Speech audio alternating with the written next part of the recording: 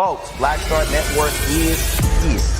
Oh, no punches! I'm real revolutionary right now. Support this man, Black Media. He makes sure that our stories are told. Thank you for being the voice of Black America, Roland. Stay black. I love y'all. All momentum we have now, we have to keep this going. The video looks phenomenal. See, this difference between Black Star Network and Black-owned media and something like CNN. You can't be Black-owned media and be scared. It's time to be smart. Bring your eyeballs home.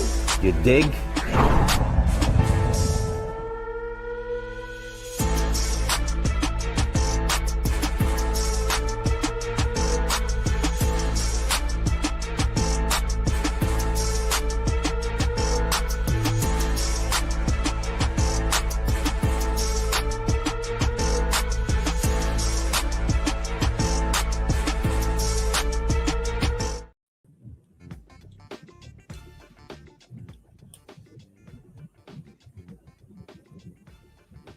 All right, folks, today is Friday, January 9th, 2026. Coming up on Roland Martin Unfiltered, streaming live on the Black Star Network. Some major developments out of Minneapolis.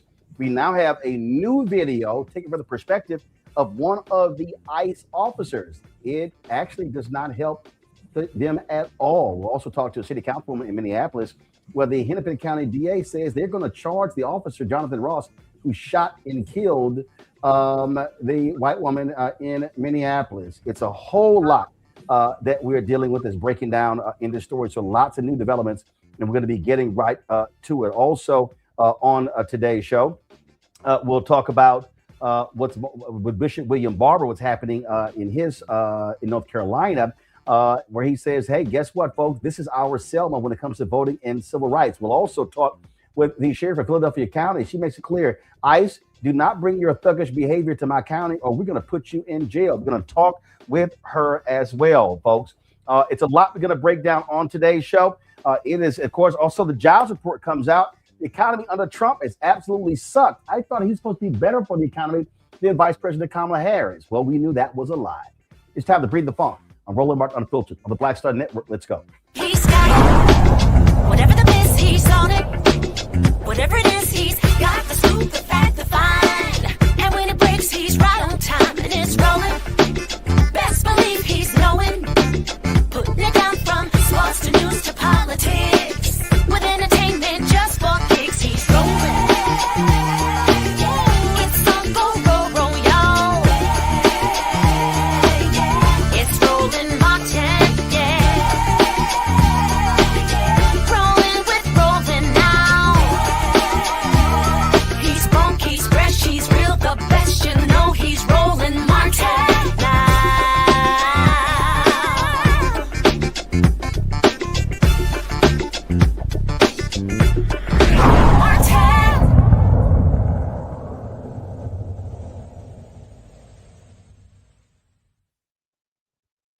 Folks, for the last few hours, social media has been ablaze with a new video from the perspective of one of the ICE officers who shot and killed Renee Good. This video gives us a direct account of what took place. And if they think that this somehow helps their case, they're absolutely wrong. Watch this.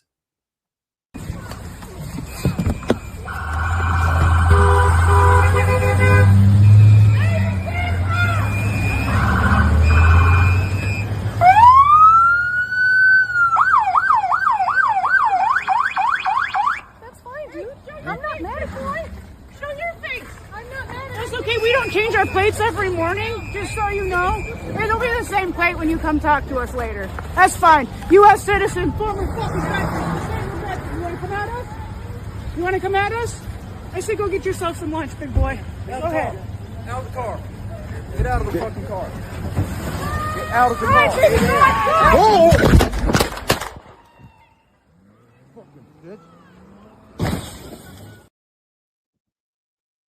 Folks, you see exactly what took place right there. So I want to play the video again so you can have a better understanding. And so you see Renee Good. You see she's smiling. No big deal. And then the officers, they decide to take their particular action. This is absolutely crazy. Roll the video again.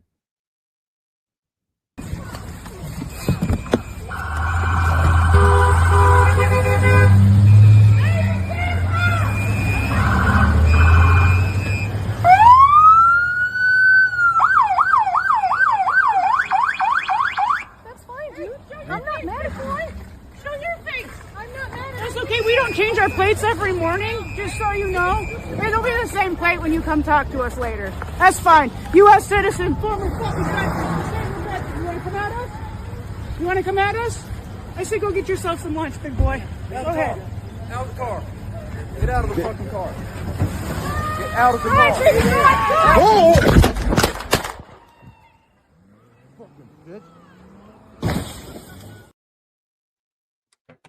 Yo, that is real. Hennepin County DA makes it clear that this officer, Jonathan Ross, is going to be charged for the death of Renee Good.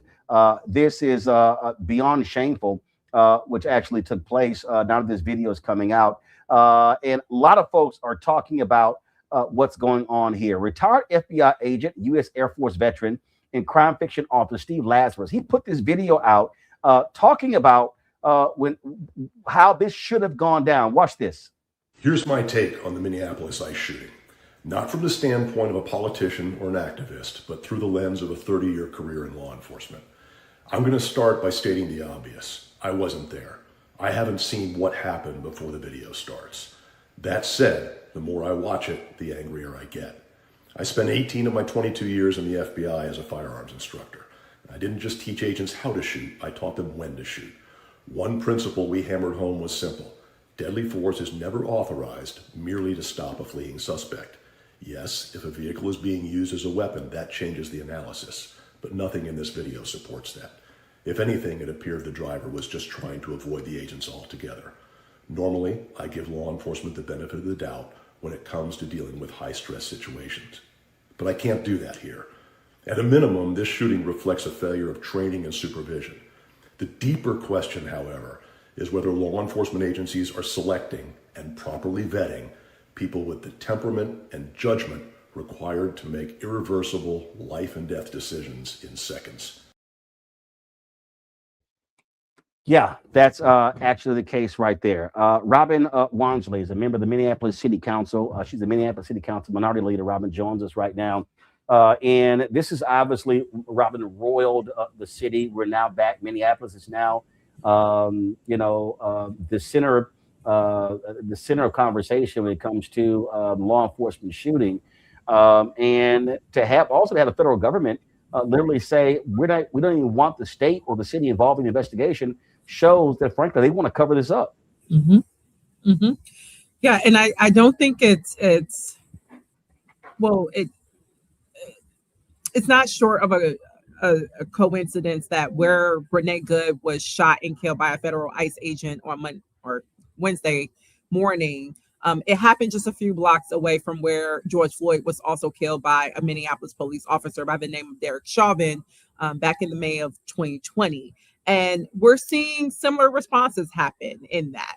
We're seeing the Trump administration, which at that time it was our own city leadership in response to George Floyd's murder, trying to craft a smear campaign and mischaracterization of who the victims are. And we're seeing the Trump administration do that by framing Renee Good as an aggressor and thus warranted of the basically warned of her death, warned of the officer shooting and killing her. And we heard the same. Many stories put out about George Floyd and how somehow Derek Chauvin kneeling on his neck was not the cause of him dying. Even though also in both cases, there's video footage that shows clearly what happened, that these people were murdered at the hands of a law enforcement officer.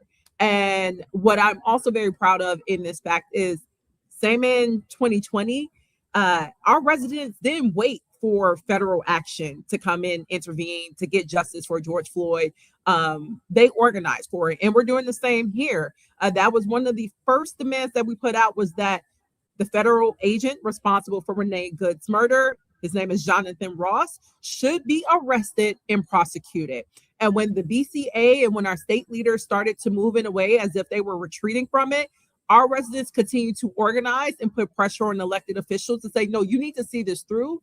Because if we allow this to happen, this sets a new standard for our federal administration as they're invading and occupying other cities under this campaign of cruelty that they're using under the guise of immigration and keeping communities safe and going after the bad guys. They're going to use that as a way to give federal agents the right to kill with impunity, We fought against that even amongst regular cops. And Black Lives Matter following George Floyd's murder. We said, regardless, if you have a badge, you do not have a license to kill.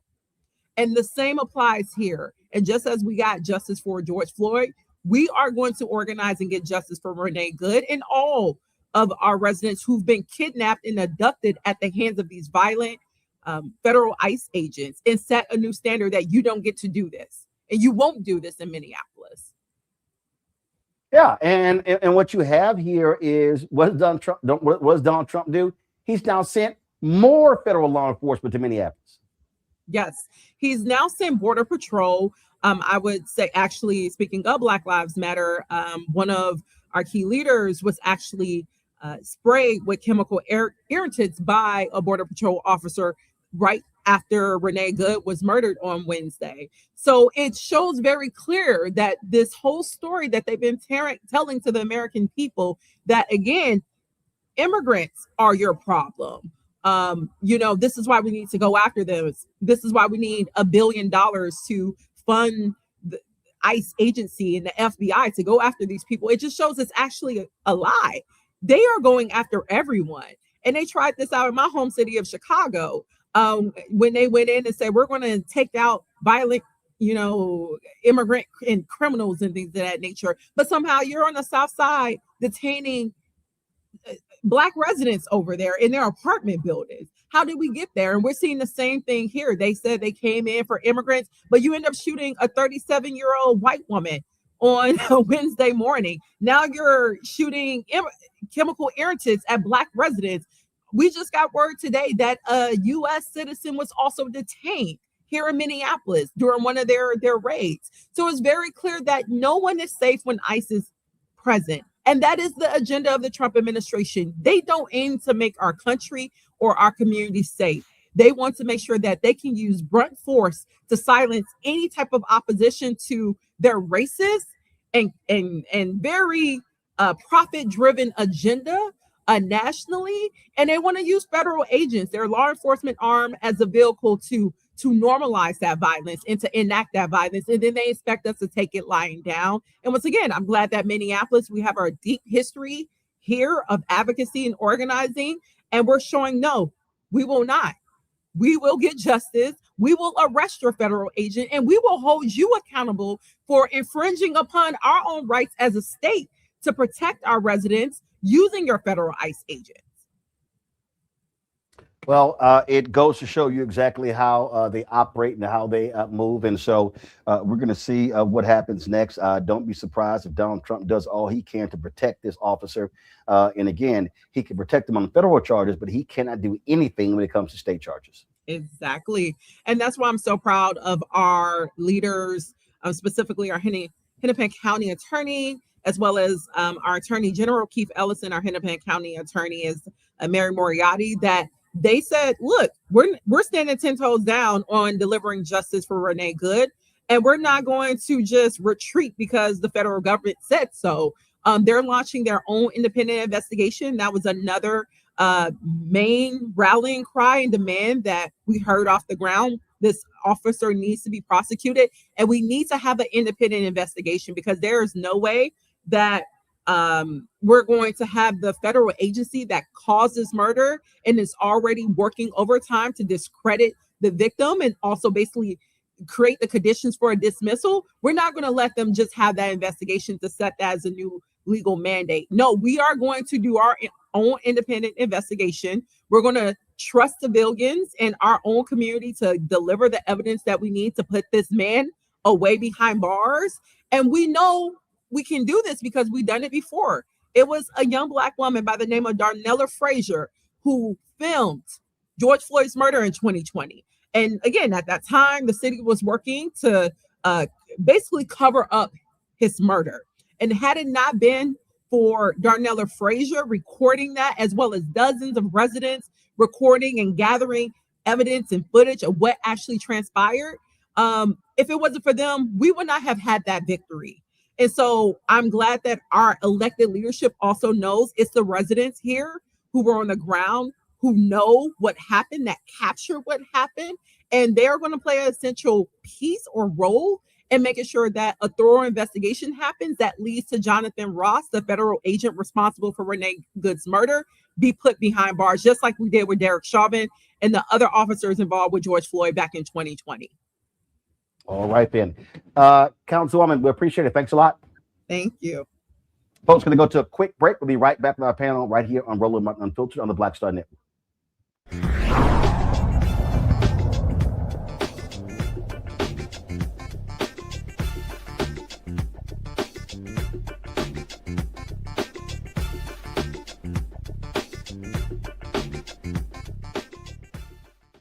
If in this country right now, you have people get up in the morning and the only thing they can think about is how many people they can hurt, and they got the power, that's the time for mourning. For better or worse, what makes America special, it's that legal system that's supposed to protect minorities from the tyranny of the majority. We are at a point of a moral emergency. We must raise a voice of outrage. We must raise a voice of compassion. And we must raise a voice of unity. We are not in a crisis of party versus party. We are in a crisis of civilization, a human rights crisis, and a crisis of democracy itself. And guess what? You've been chosen to make sure that those that would destroy, those that would hate, don't have the final say, and they don't ultimately win. Hey y'all, welcome to The Other Side of Change, only on the Black Star Network and hosted by myself, Rhea Baker, and my good sis, Jamira Burley. We are just two millennial women tackling everything at the intersection of politics, gender, and pop culture. And we don't just settle for commentary. This is about solution-driven dialogue to get us to the world as it could be and not just as it is. Watch us on the Black Star Network, so tune in to The Other Side of Change.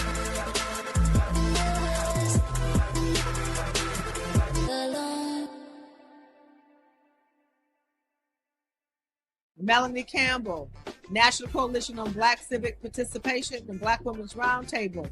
And we are watching Roland Martin Unfiltered all day, every day, 24/7. Spread the word.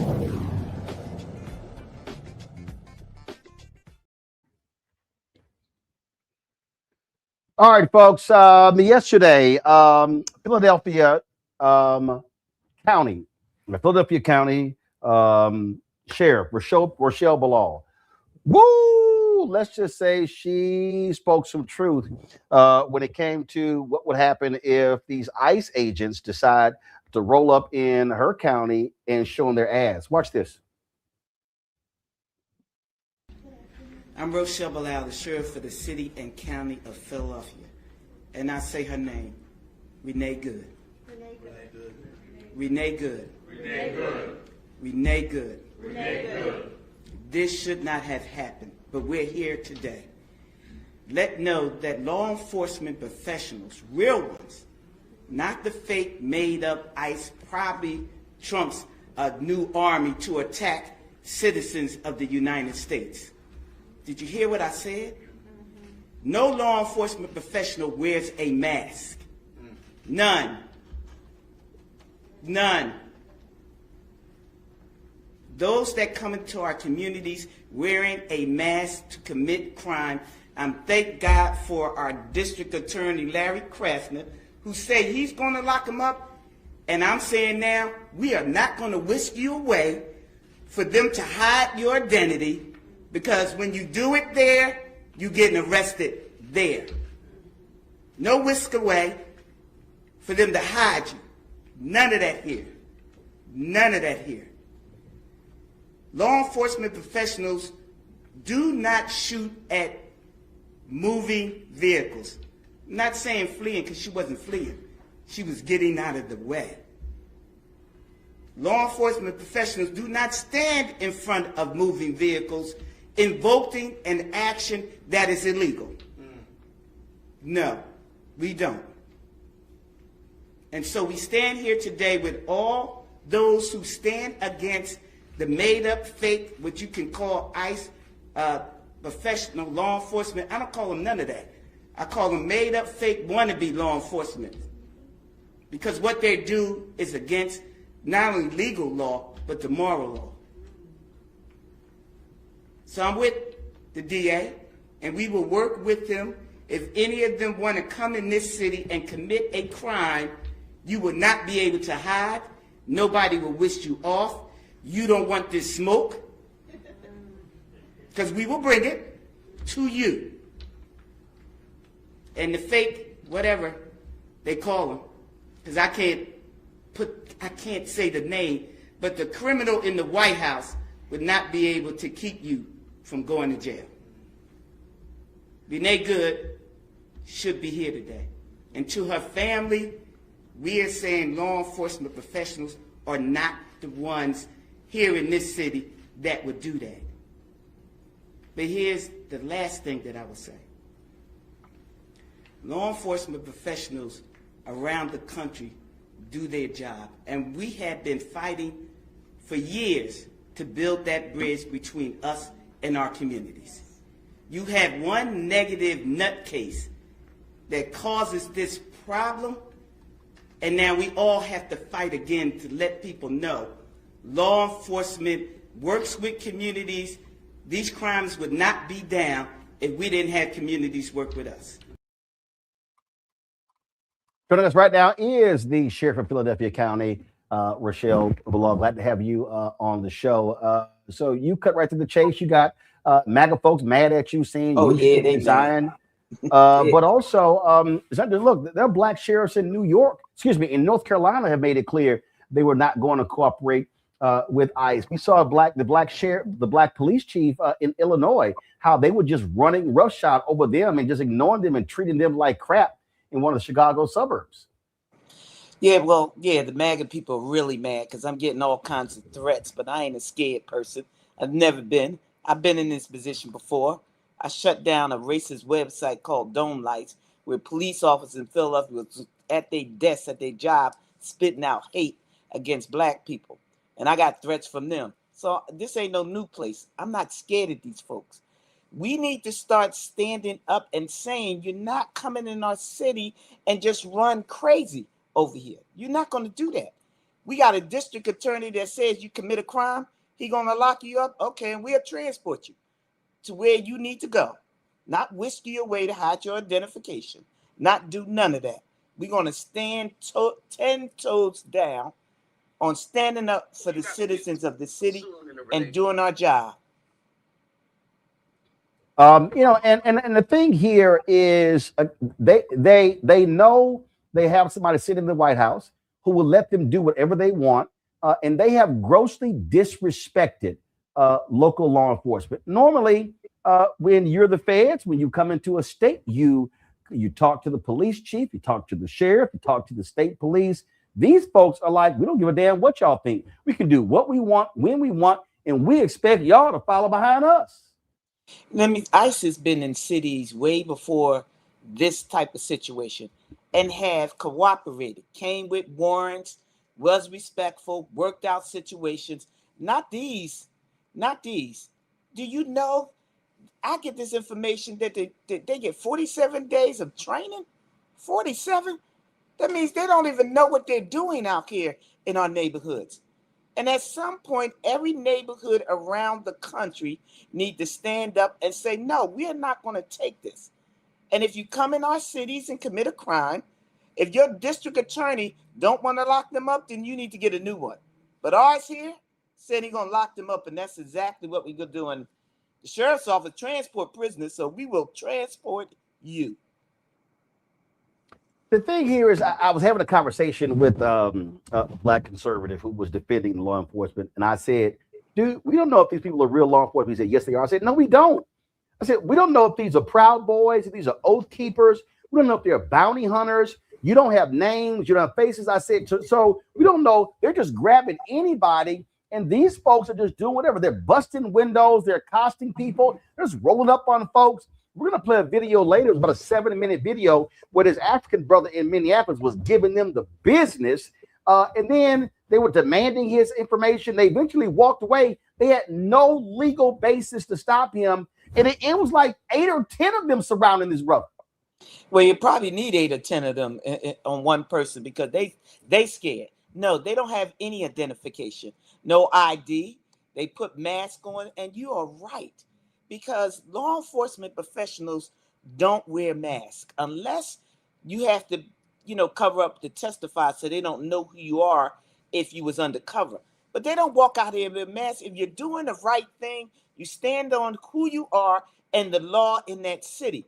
They don't wear masks. These people coming in with masks, and I'm with you. I don't know if they the Oak Boys, the Proud Boys, the Boy Boys. I don't know if they the nuts of the insurrection on January the 6th.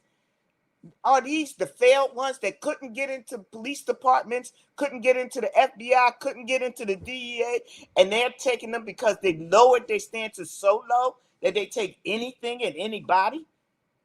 No. Professionals, law enforcement people, do the right thing. They abide by the law. Not saying they perfect, because none of us are perfect.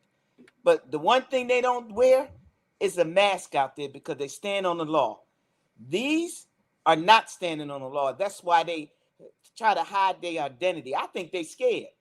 And if they ain't scared, take your mask off. Step up like a man or woman you think you are and come into these cities unmasked and claim you're going to do the right thing. Do that. In the video we're going to show, he was asking, man, who are y'all? And they had like RD6, so they had no names, no badge numbers, no nothing. So you can't report it. And then we did another story where there was this black guy who was stopped at the cops by somebody wearing fake ICE stuff,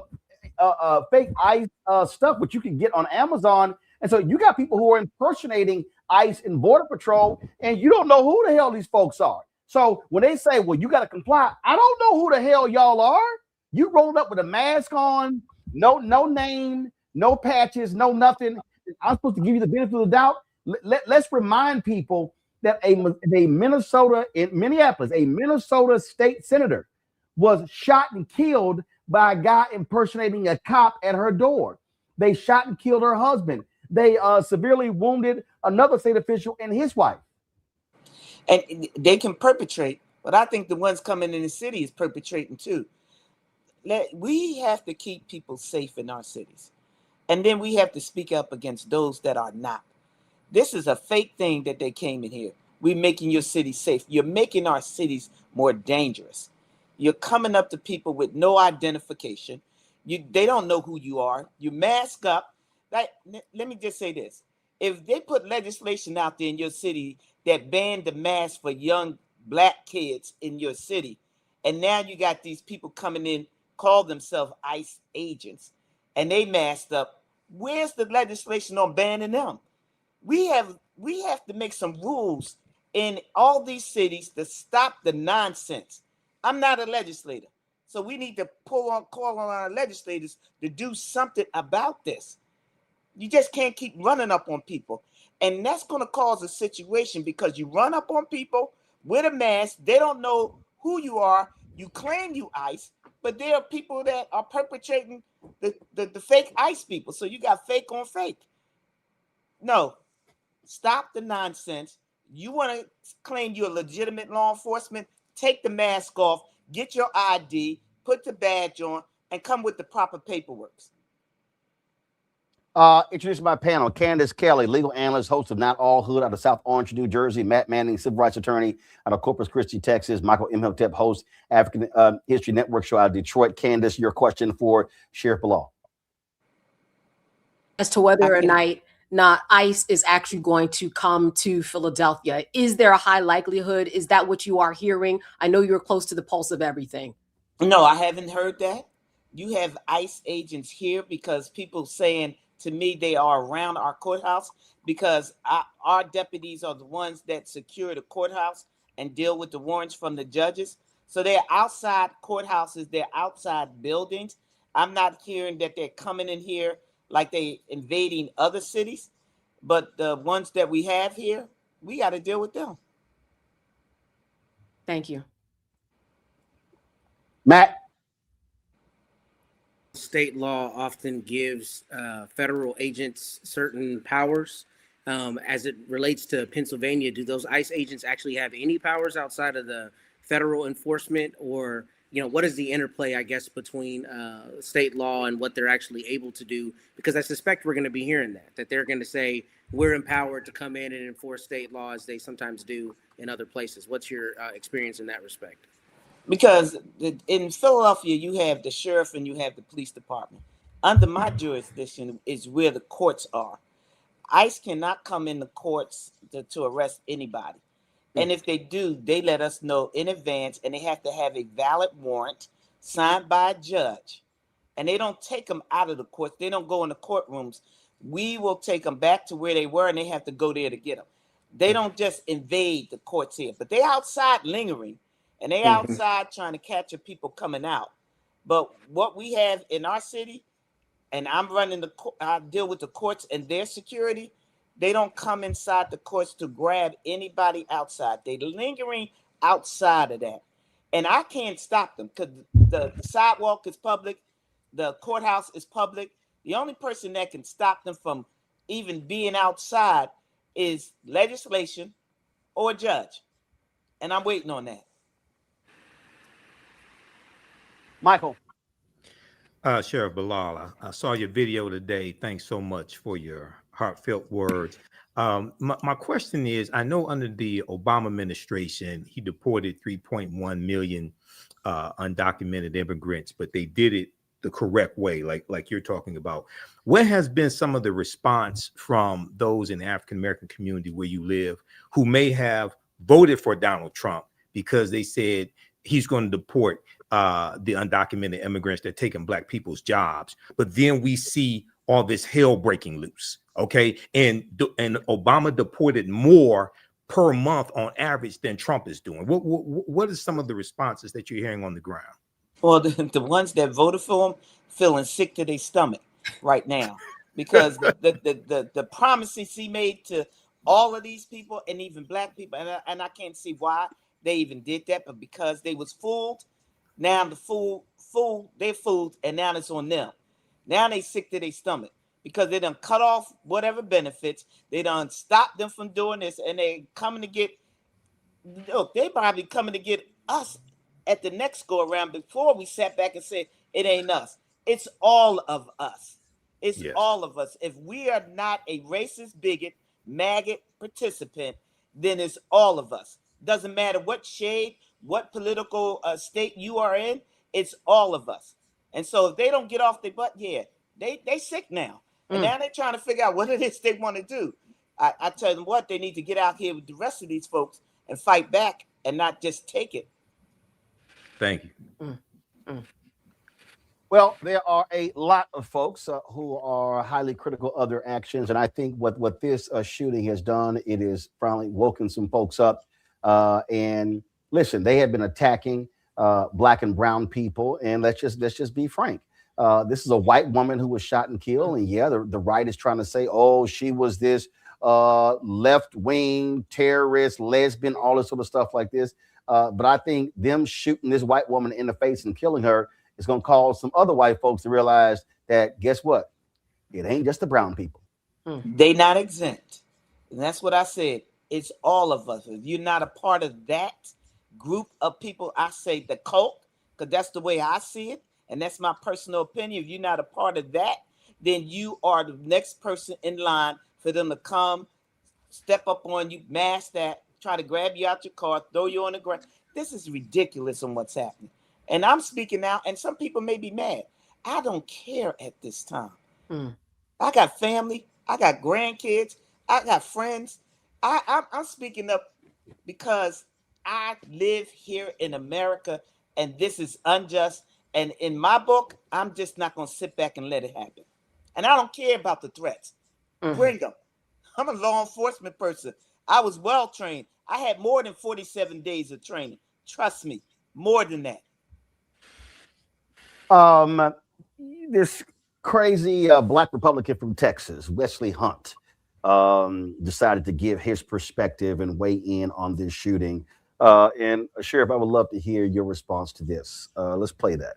clear that she tried to use her vehicle as a weapon, mow over an ICE agent, and now she is dead. And her death is tragic, but at the end of the day, it was completely avoidable if she would have simply followed the commands of the ICE agents. But what really is more disturbing to me is Governor Walz's comments about using the National Guard to keep the federal government ICE agents out of his state. He has now gone full Jefferson Davis, and that's what I would call civil war. This is a problem. The left always does this. They always clamor for more violence. They always clamor for more rioting. Minneapolis, they've already burned to the ground. The violence must stop. We must respect law enforcement, respect this president that said, I am going to clamp down on illegal immigration, and Minneapolis has become a cesspool for illegal immigration, and we're not standing for it any longer.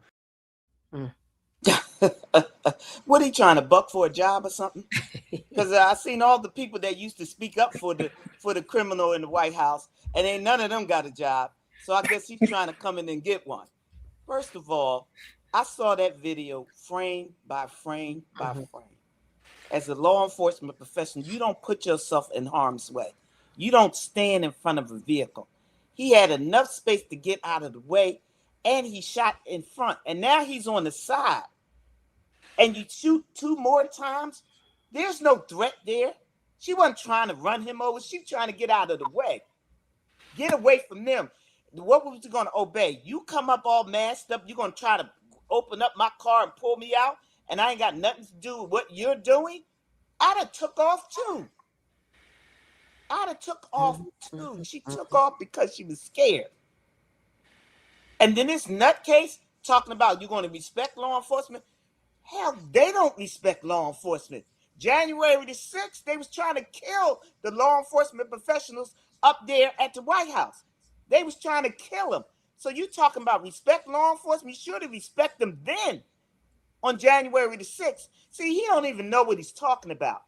But if you bucking for a job and you keep being a handkerchief head Negro, exactly what you're doing, then go ahead and do that. Go over there and get a job over there. And because you're black, he ain't gonna give you one either. So you might as well just stay where you are and just get out of the way with the nonsense. Because you can't talk about respecting law enforcement when you try to kill something. You can't talk about respecting the president when he don't respect the citizens of this country. Look, I ain't got nothing else to say about him. Go get a job somewhere else.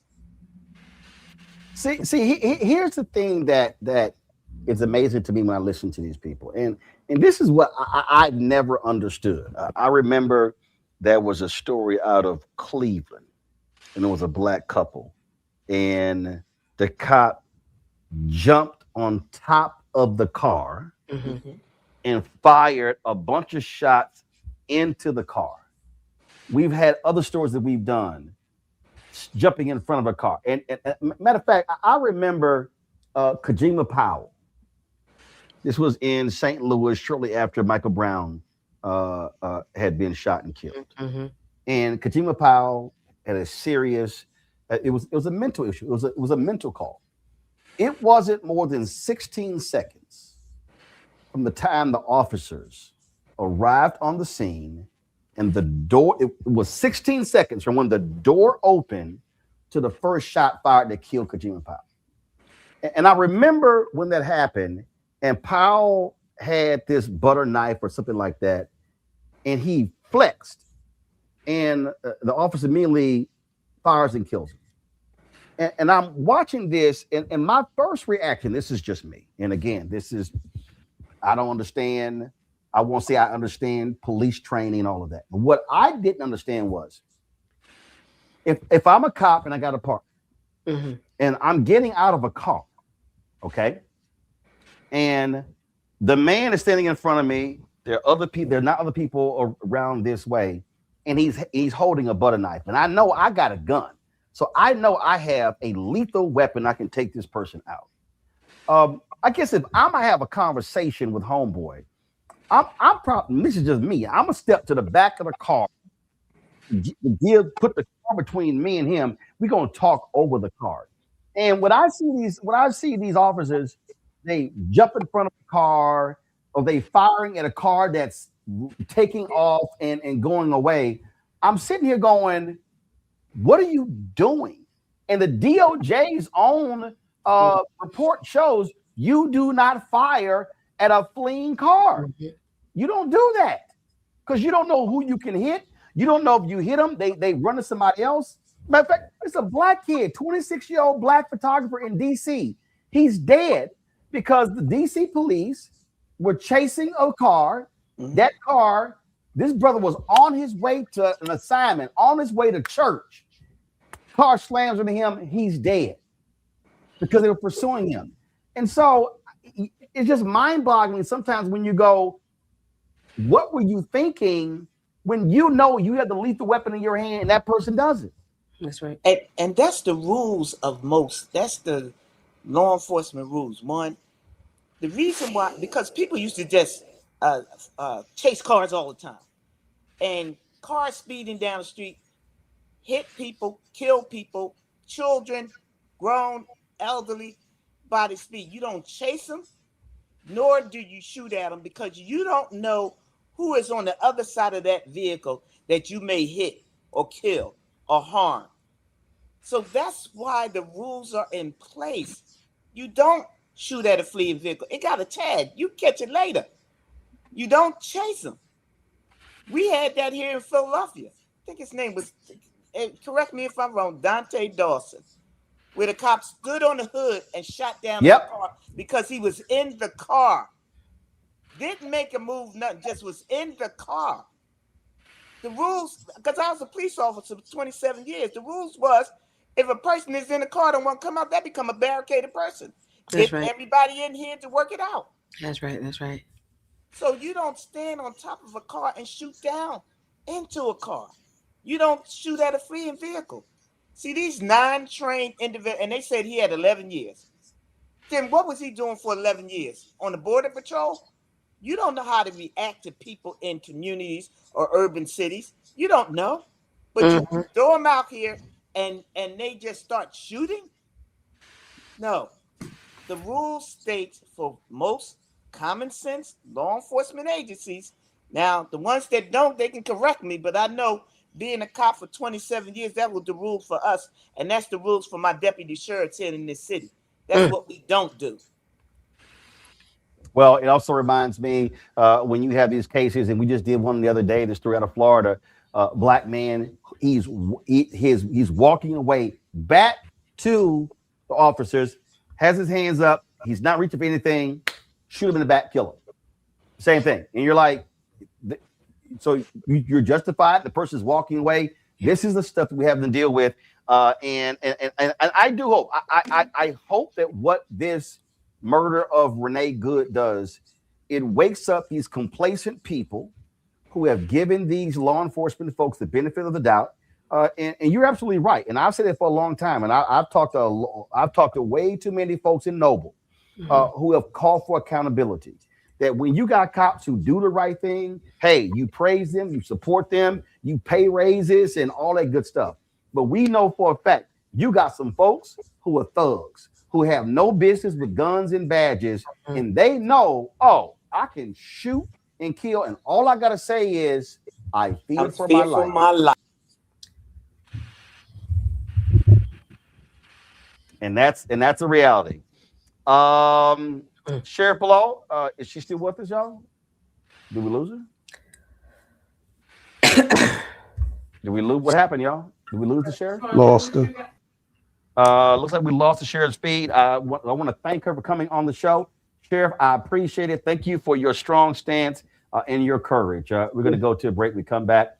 Lots more to talk about, y'all, on today's show. Bishop William Barber, we're going to talk about an upcoming event happening in February when it comes to protesting, it comes to getting people active when it comes to the right to vote. We're going to talk about the economy, how it is floundering under Donald Trump. Plus, Congresswoman Ayanna Pressley and Congresswoman Summer Lee, they were not holding back in a couple of hearings on Capitol Hill. We're going to show you that as well. Lots to show you right here. Roland Martin Unfiltered on the Black Star Network. Support the work that we do. Join our Bring the Funk fan club.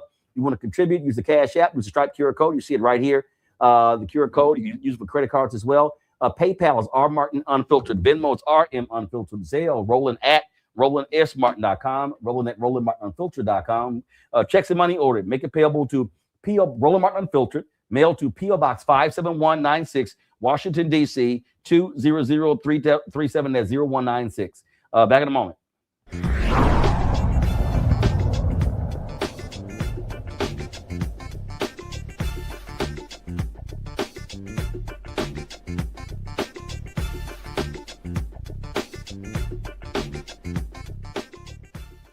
Coming up on the next Black Table, a conversation with Professor Howard W. French on his new book, Born in Blackness, covering 600 years of global African history and helping us understand how the world we know today is a gift from Black people. There could have been no West without Africa and Africa. That's on the next Black Table with me, Greg Carr, only on the Black Star Network.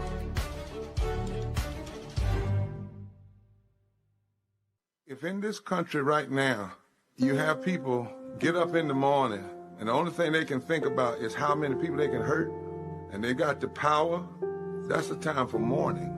For better or worse, what makes America special, it's that legal system that's supposed to protect minorities from the tyranny of the majority. We are at a point of a moral emergency. We must raise a voice of outrage. We must raise a voice of compassion. And we must raise a voice of unity. We are not in a crisis of party versus party. We are in a crisis of civilization, a human rights crisis, and a crisis of democracy itself. And guess what? You've been chosen to make sure that those that would destroy, those that would hate, don't have the final say, and they don't ultimately win. I'm Risa Colbert, and you're watching the Black Star Network.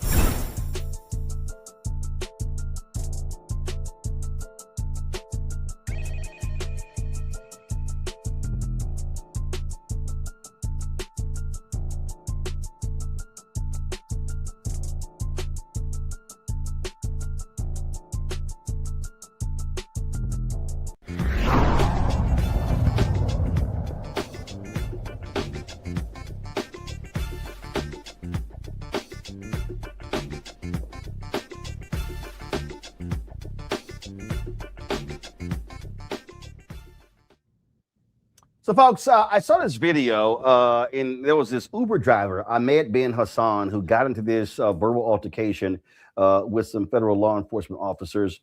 Man, he was giving them the business. And so I just want y'all to see how my man, I want y'all to play the 755 version, y'all. But he was straight up just letting them have it. Watch this.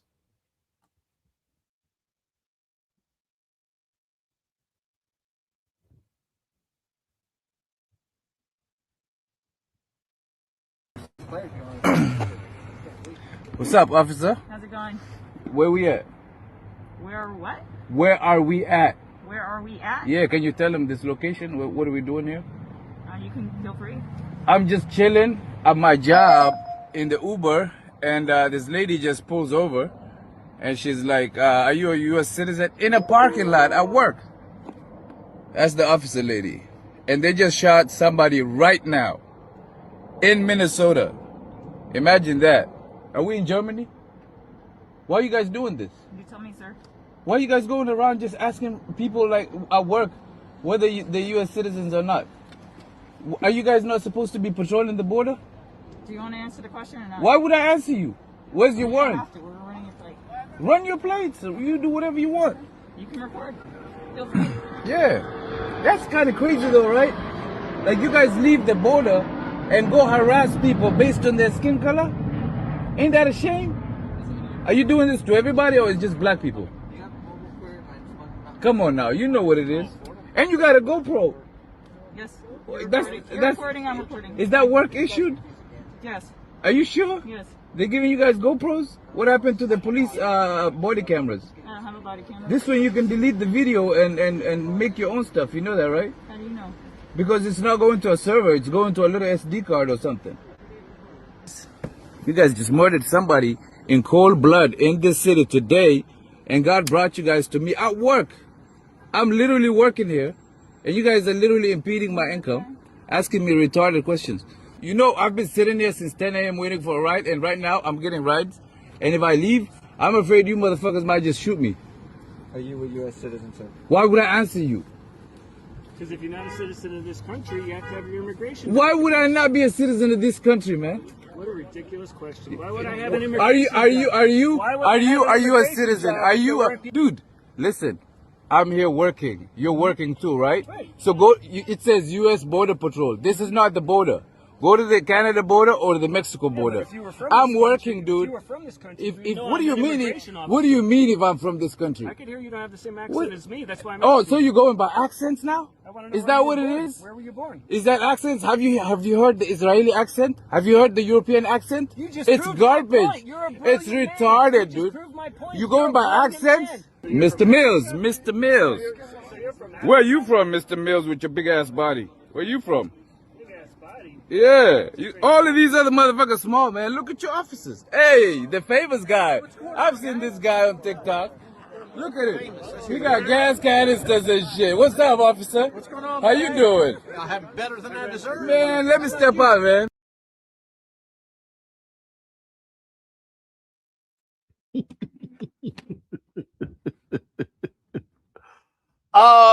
That was wild. And because that was a shorter version, right? Play me some of the other one. Give me some of the other one. 2 videos. I think that was the almost 3-minute one. Play the other one. What's up, officer? How's it going? Where we at? Where are what? Where are we at? Where are we at? Yeah, can you tell them this location? What are we doing here? You can feel free. I'm just come on out. Come on. There you go. So y'all let me know what happens with that. First of all, man, I love he was giving their ass the business. He was like, man, I ain't giving up nothing. He was just ripping them. I loved it. And I love that he was recording, and I love that he called the guy out on, the xenophobia basically behind, oh, your accent is different than mine, therefore I'm going to conclude you're not an American citizen. Not to mention there's a whole naturalization process. I mean, it's crazy how they're going around, and it's very interesting that he talked about them not being anywhere near the border, because what I think a lot of people are kind of conflating these days is like Border Patrol does have expanded authority, right? I think it's like 100 miles from the border or 50 miles from the border, one of those two, where there is a relaxation of civil rights. But the point is, past that point, they're not patrolling the border. So the idea that they would be like a supplemental immigration force, and he's calling them out like, we're not anywhere near the border, go back to Canada or go to Mexico. I love that, because I think a lot of times what happens with citizens is if they don't know the distinctions between certain officers, certain authorities, certain jurisdictions, they may acquiesce just because the person's in a uniform when that person doesn't have any right to order them out or order them to do anything. And I like that this brother stood strong. And a lot of times when this happens, officers get frustrated because they're used to people immediately acquiescing. But he was one of the ones that brought the smoke and said, nah, man, you don't know what you're talking about. And clearly he was able to post this. So presumably he's not in custody. He didn't have anything happen. And I'm glad that he stood up the way he did. Yeah. And I mean, for me, straight up, hey, everybody got to have their cameras out. You can't trust these people at all, Candace, at all. Really key about that video is when he asked her, why are you stopping me? And she said, I don't know. Why are we? I mean, come on. Even she didn't know the reason why and didn't have a justification as to why she was stopping. There was no probable cause. There was no warrant. There were no constitutional guidelines that she could even say anything about. And to Matt's point, yeah, you're on Border Patrol. What are you doing here in this Uber parking lot where I'm about to go get a ride, but I'm afraid I'm going to lose my life? So even if it does move to the point of, hey, you know what, we do have reasonable suspicion, then he also has the right to remain silent. And these are things that it sounds like he knew and understood that they did not know and did not understand. So it's important to have your camera, as you said, and it's important to know the law. It's important to understand when you cannot be stopped, because as we saw and we've heard about that training, 47 days, we heard the sheriff talking about what went into Mr. Ross, who killed who killed the woman in Minnesota. That's not enough. They probably don't know what they're doing. You probably know the law better than they do if you are somebody on the other side of an ICE officer agent. Yeah, Michael, they love demanding paperwork, demanding ID, and asking. I love it when he said, "Oh, my accent." You know, the Israelis have accents too.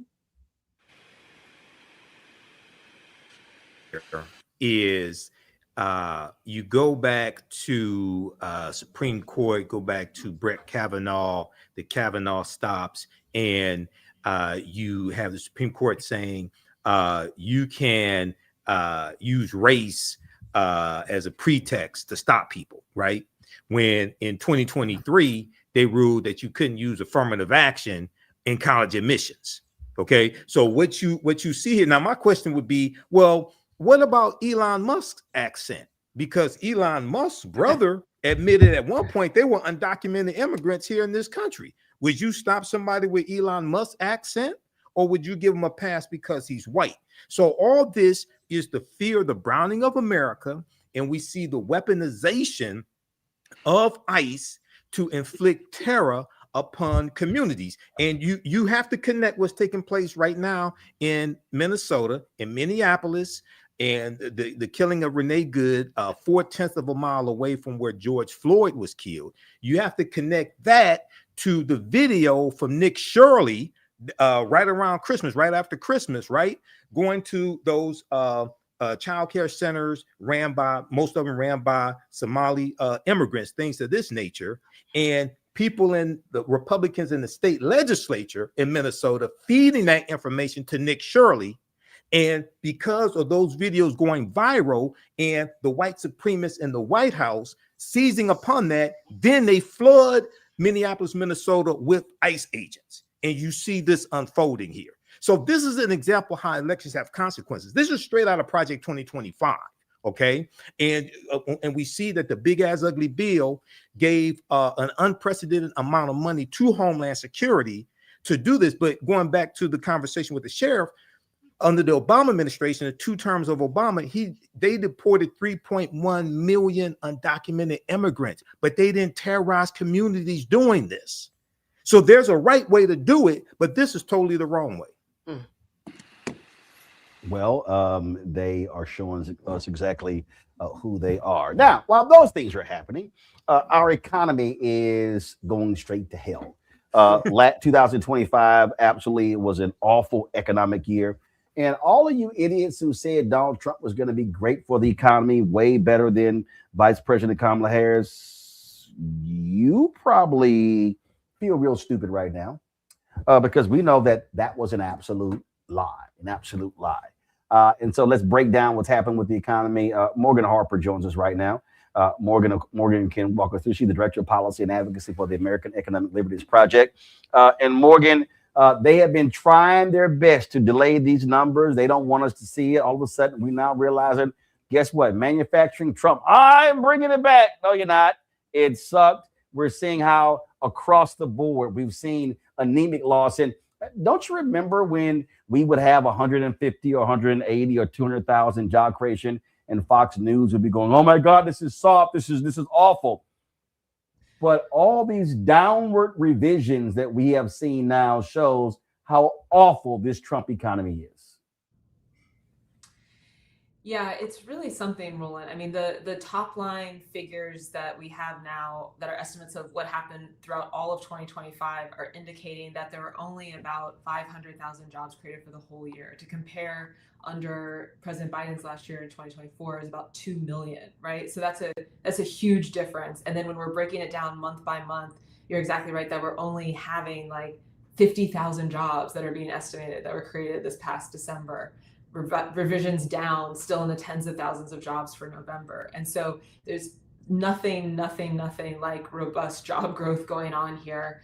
And again, and this is something that we've talked about before, where is the job growth that is occurring, even if it's very limited, where is it coming from? It continues to be things like social assistance, healthcare, hardly a booming business environment that's just suggesting a ton of innovation and entrepreneurship is happening. I think as one a bit of coverage that I saw today was talking about that's really just like demographic change. People are aging, they need more support. That's where you are going to see more of those healthcare jobs tend to come from, regardless of what's happening elsewhere in the economy. The other thing that is important to note in these numbers as a sign of how all is not well, despite what the White House might be trying to spin, is those that are unemployed. Unemployment is up overall from where we were at this point last year, even though there's a slight downturn in terms of the exact number from this past month. But overall, unemployment is up year over year, and particularly Black unemployment is much, much higher from this point last year. And those that are unemployed, they're staying unemployed longer. And that is particularly disconcerting, meaning like you're looking for a job, you're not able to find one, so you're going to stay as part of that official statistic for longer. And that's a problem, as we know. I mean, most of us are living paycheck to paycheck. The longer that you don't have one of those, then other ripple effects that are happening throughout your life, just in like a real micro way.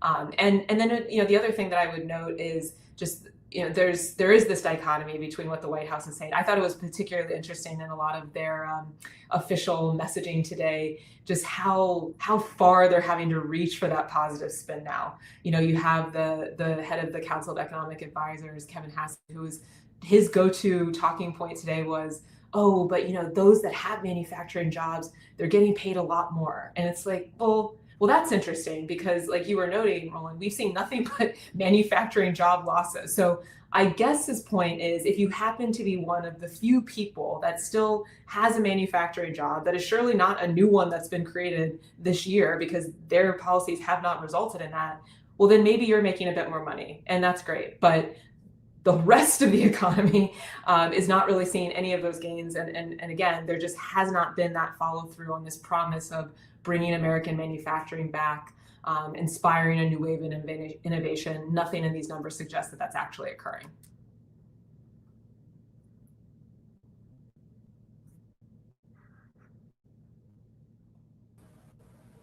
Muted. I love all the spin they've been doing. And in fact, I came across this video. I'm gonna try to find it. Scott Bessent, they were at this event and this woman came up and said to them point blank, guess what? My things have sucked when it comes to my life, my business because of these tariffs. And he was sitting kind of like, uh-oh. And it's kind of like, yeah, try to tell you.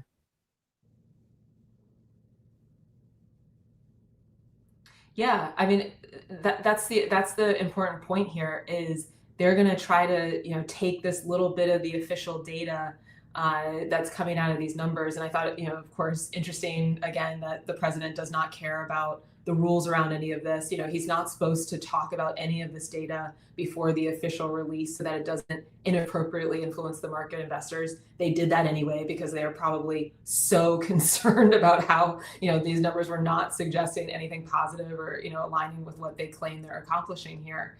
And people are not having to, but are able to confront that imaginary picture that they're trying to paint with reality. And yeah, I mean, small business, I'm sure all of us where we're all living, I know I have had these conversations in Columbus of like, oh yeah, business owner used to carry that, can't carry that anymore. Tariffs, it's just too expensive. Folks that are having to close up shop altogether. And more importantly, and that, I think this is the widespread type of impact, is just that uncertainty that people don't know exactly what's going to happen. And so they're not able to move or invest in any particular way. And, and the other risk I would point to here, and this was starting to be covered a bit more in some of the data today around like the impacts of AI. We all know, AI is afoot. It's going to, lead to some gains in productivity in a lot of working environments. It is, definitely having an impact in some of the job numbers. Just, some professional services are no longer going to need as many people if they're using, AI software and such. And so, but we're not able to really parse out what's the what there if we have a government that's injecting all of this unnecessary uncertainty while we have to kind of grapple with this technology that is there that is having an impact that we need to figure out what exactly that is so that government can play a better role in leveling things off to make sure that we're all, staying as stable as possible. I think that's a risk that, we're not always talking. We certainly, you and I haven't been talking about every month, but it's something for us to continue to draw attention to, in that AI conversation and how this connects to the jobs data.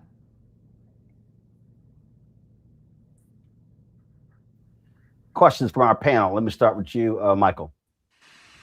All right, Morgan, you just hit on one of the questions that I had dealing with artificial intelligence and eliminating jobs. The other question that I had is when we look at, for instance, September 2024, Goldman Sachs put out a statement. They analyzed both Trump and Kamala Harris's economic plans, and they said that Kamala Harris's plans would give the biggest boost to the economy, and they talked about how Trump's proposed tariffs on imports and tighter immigration policies would really destroy the economy. What feedback are you hearing from African Americans specifically on how they are trying to navigate throughout all this? We're looking at unprecedented unemployment for African Americans in the past few years. We're looking at energy prices up 13%, beef prices up, coffee, et cetera. What are you hearing from African Americans on the ground?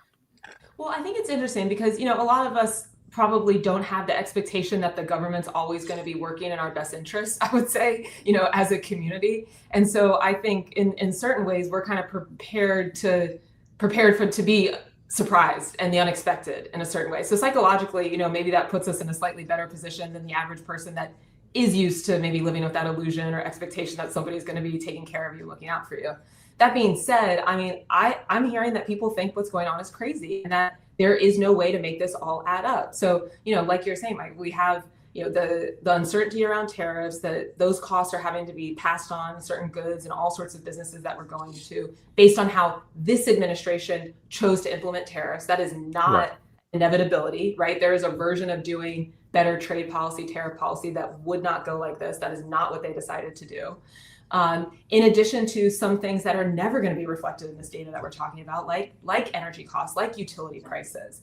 And I think the important point here is to emphasize, none of this is inevitable. None of this is necessary. Even when we're talking about AI, right? We're kind of just hearing AI, it's happening. We got to just deal with it. It's well, no, we have a government that can pass laws that kind of decides the rules of the road, even for something like an innovative technology, like how that's actually going to be playing out in our economy and our society. But unfortunately, that is not what this government's trying to do. I think the other thing I would note is, when we're looking at, I don't have all the ins and outs of exactly what Kamala Harris was proposing, but I can guarantee you that there were some elements of it that were also looking at what we call the supply side of things. So, it's interesting, this proposal that's come up from Trump, that you all might have seen some coverage of around buying up more of these mortgage-backed securities, bonds to try to lower interest rates. And then that's going to solve the housing crisis. This is their big housing plan. It's well, okay, but y'all aren't doing anything to address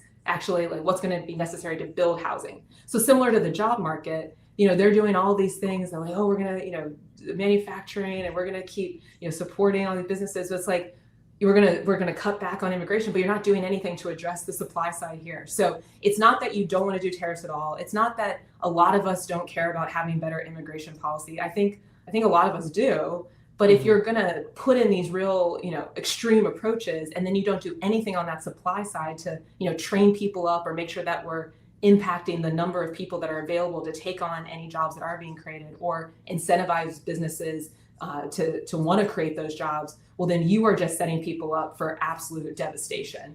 And I do think that, that's what I'm hearing from a lot of people, that they're kind of worried that's where we're headed. And there's not a lot of ways to maneuver to protect yourself in that environment. Mm-hmm. All right, thanks. Candace. So there are a lot of people who graduate these days with computer science degrees, and they're so behind because technologies move so fast. By the time they get a job or not get a job, they're just behind. So I'm wondering, for people who are, looking into areas to go to in terms of studying, where are the hot jobs coming in 3 to 4 years? What will a good degree look like? Because it certainly isn't computer science. I mean, there's so many statistics and headlines out there about that, but where do folks go? Yeah, I mean, I think that's a great question. And, I've been, and certainly not a workforce expert or anything like that, but I have been hearing the same covers that you're talking about with the computer science degrees, now being somewhat less necessary, less in demand just based on the advances in technology. And more than anything, we are going to need people that do have critical thinking skills and an ability to still be able to write and work through complex problems and deal with lots of different kinds of people, something we would call like a liberal arts education. And it's out of vogue in this administration and not just this administration, I mean, it's a movement across the country that's kind of, pushing back on those. But I do think that there continues to be a need to invest in people, regardless of what circumstances you might be born into, if they want to pursue an education, higher education, that pathway is available to them without getting in a bunch of debt. That being said, completely support and do think, and this is something we were seeing a lot under the last administration, under the Biden administration, an investment in trades. And if we, have, the types of policies that were happening under the Inflation Reduction Act, incentivizing solar investment in solar energy that then requires people to have the training to be able to install that in building trades. That is going to continue to be necessary.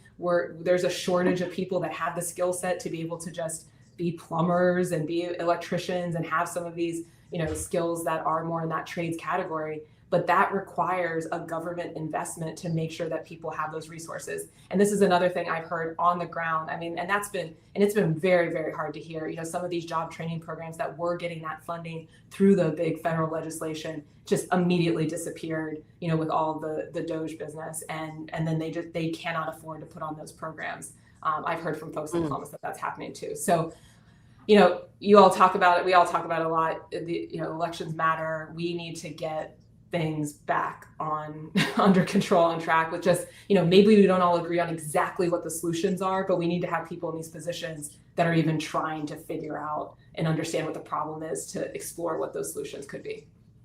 Thank you. Well, the election, I think, is going to be a huge issue comes the midterm elections in November. And if Democrats, they want to regain the House, they should be hammering these folks by saying, guess what? You let Donald Trump do whatever he wants to do on tariffs. Now you see the problem when, in fact, Congress actually can be controlling tariffs. And so the GOP, you put your fate in the hands of Trump, you're going to suffer the consequences. And so it had better be a strong economic message. But not just that, Morgan. What Democrats also have to be saying is, what are we going to do when we regain power? It can't just be they suck. Completely. And, I think we have a great example from this week, Roland, with, Trump coming out saying he wanted to ban institutional investors from buying up, single family homes across the country. Right. So this is like, private equity, large corporations being able to dominate regional housing markets. Which, of course, that was one of the ideas of Vice President Kamala Harris. Yes, and there have been a couple of bills introduced by Raphael Warnock and other Democratic senators. And in fact, Democrats tried to do that last year, and Republicans voted against it. Yes, but the point I agree. The point I was going to make though is, and I think we can agree on this, that is not something though that every Democrat across the board was willing to talk about. Even we're talking about something like taking on private equity and some of the impacts that it's having in the economy. Even as recently as a couple of years ago, I think that was a controversial thing that some people were like, that's a little too much. I don't want to go that far. And I think we should all take as like a very clear direction that we have, Trump that's coming out here, even if it's not sincere, even if he doesn't follow through, even if some Democrats were talking about before, that there is no reason to hold back on any front with ideas that we think are going to have an impact that is for the good for our community, for this country. We should not be afraid. We should not be timid. We got to go for the absolute jugular here as we're looking ahead to 26 and 28. I agree 100%. Morgan, always great to see you. Thanks a lot. Thanks for having me. Folks, when we come back, headlines with Brittany Noble. We'll also be chatting with Bishop William Barber about the effort to get folks to understand why voting in every election this year is critically important to our future. You're watching Roland Martin Unfiltered right here on the Black Star Network.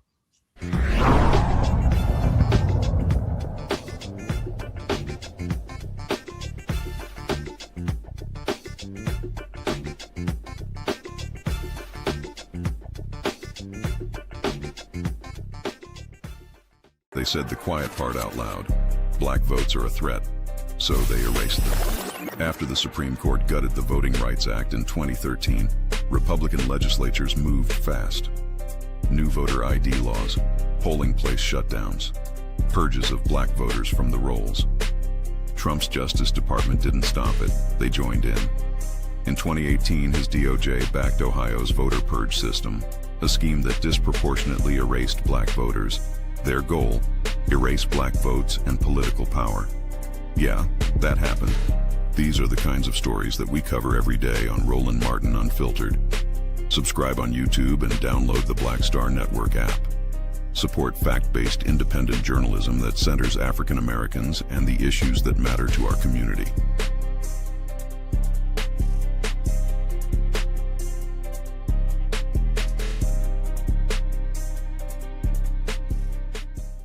If in this country right now, you have people get up in the morning and the only thing they can think about is how many people they can hurt, and they got the power, that's the time for mourning.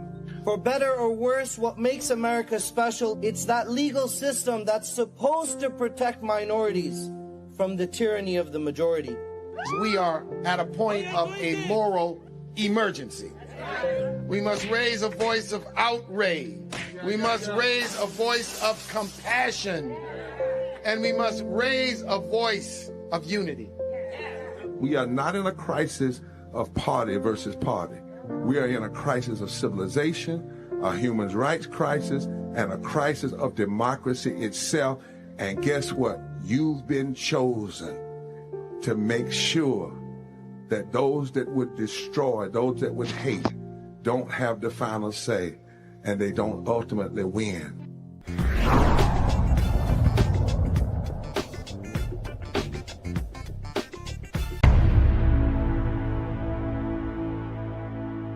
At the end of the Selma to Montgomery March in 1965, Dr. King stood in front of the Alabama State House and told 25,000 Americans that the greatest threat to the greedy oligarchy is when poor blacks and poor whites and others mobilize together and form a voting bloc that can fundamentally shift the economic architecture of our nation. In America today, we have fewer voting right protections than we did when the Voting Rights Act was passed in 1965. And state legislatures have abused their power to try to pick their voters rather than let the voters pick their legislators. Meanwhile, every day people are suffering while the greedy get richer and richer. Dr. King was right, and many others were right. The billionaires who think they can buy our politicians are afraid of people coming together across dividing lines and building power together. In 2013 and 2014, we together in this state built out the Moral Monday movement. And in 2014, more than 80,000 people showed up in Raleigh for a mass people's assembly. We mobilized our power. We mobilized our vision. We did not continue to just resist what others were doing. We claimed the world that we wanted, the society that we wanted. And what we did energized.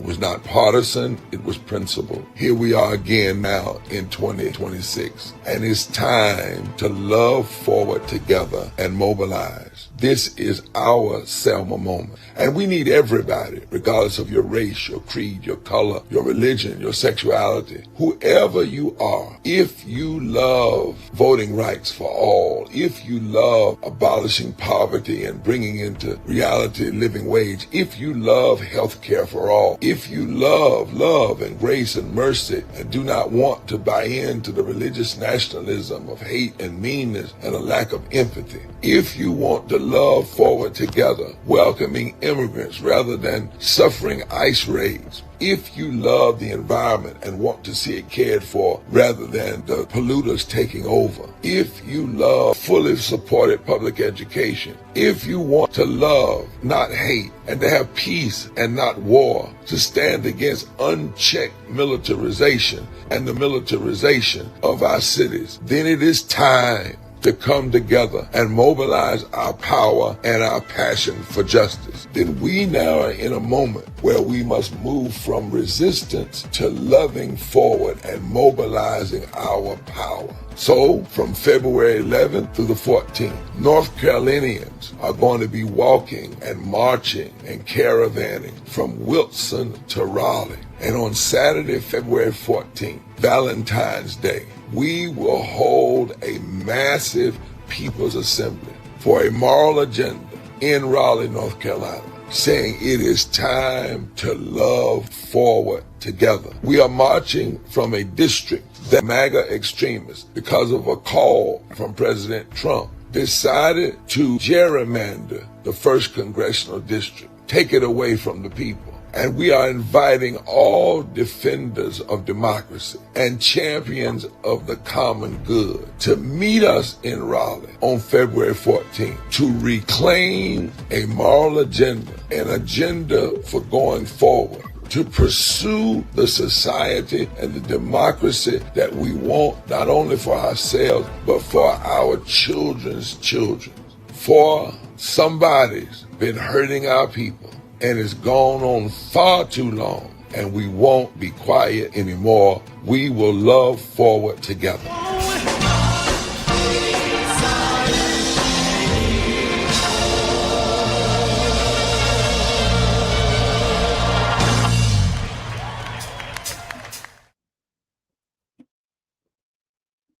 Oh, joining us right now is Bishop William Barber with Repairs of the Breach, Poor People's Campaign. Bishop, always glad to have you. Happy New Year, frat.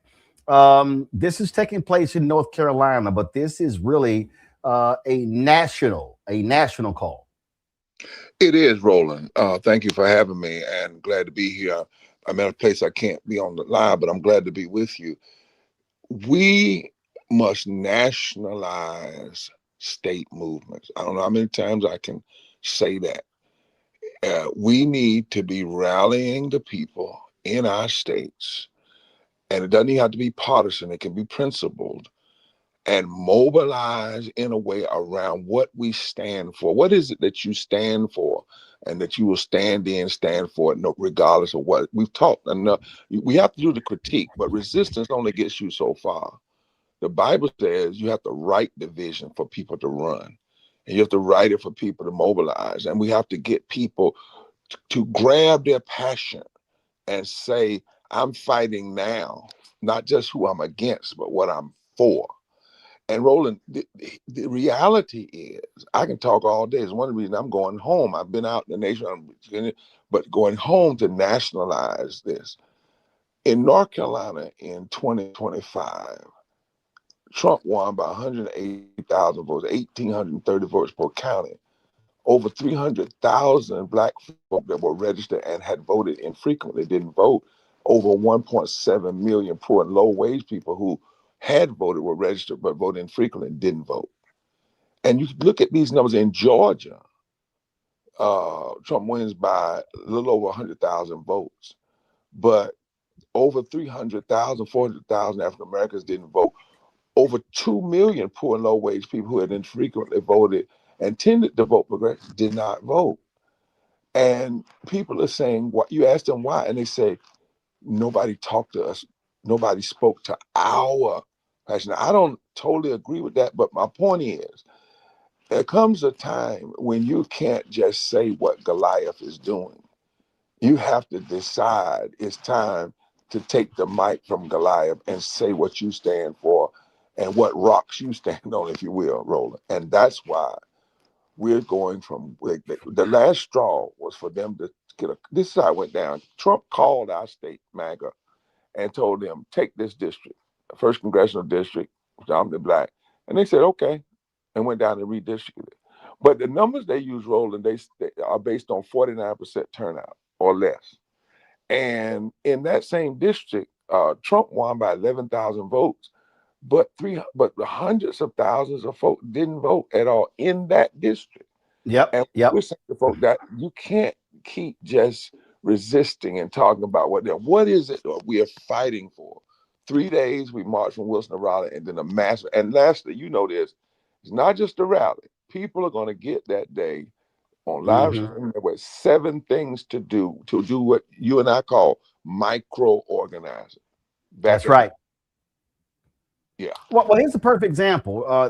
I'm showing right now. This was when we were in Austin, Right. and this is a drone shot we had, and it was a multi-day march to the state capitol, and you were there. Beto O'Rourke was out there. Reverend Jesse Jackson Sr. was out there, and the thing that that so this was July 2021. So here we That's right. sit, January 2026. We saw what Texas did, stealing 5 seats. We saw how they passed all of these voting laws. And I remember there were people who were then saying, "All right, man, y'all sitting here, you're doing this march." But as we said, we talk about micro to macro. The problem with so many of these other folk out here, they want to have one big old rally, get lots of attention, and then you go, okay, well, what the hell you do? What's next? And all I've heard in the past year, Bishop, and you and I talk about this all the time. I've heard more people say, "Hey, man, who's doing something? We're waiting. We're ready to go. We're ready to do this thing." And the problem is too many organizations, too many churches, too many black churches, too many civil rights groups, others. They've been non-existent. Chatting with, doing email fundraisers, and the people are saying, "Where's the plan of action to fight back?" That's right. Where's the plan of action, and what is it that we're fighting for, and how are we mobilizing so that there's a movement, not just a moment?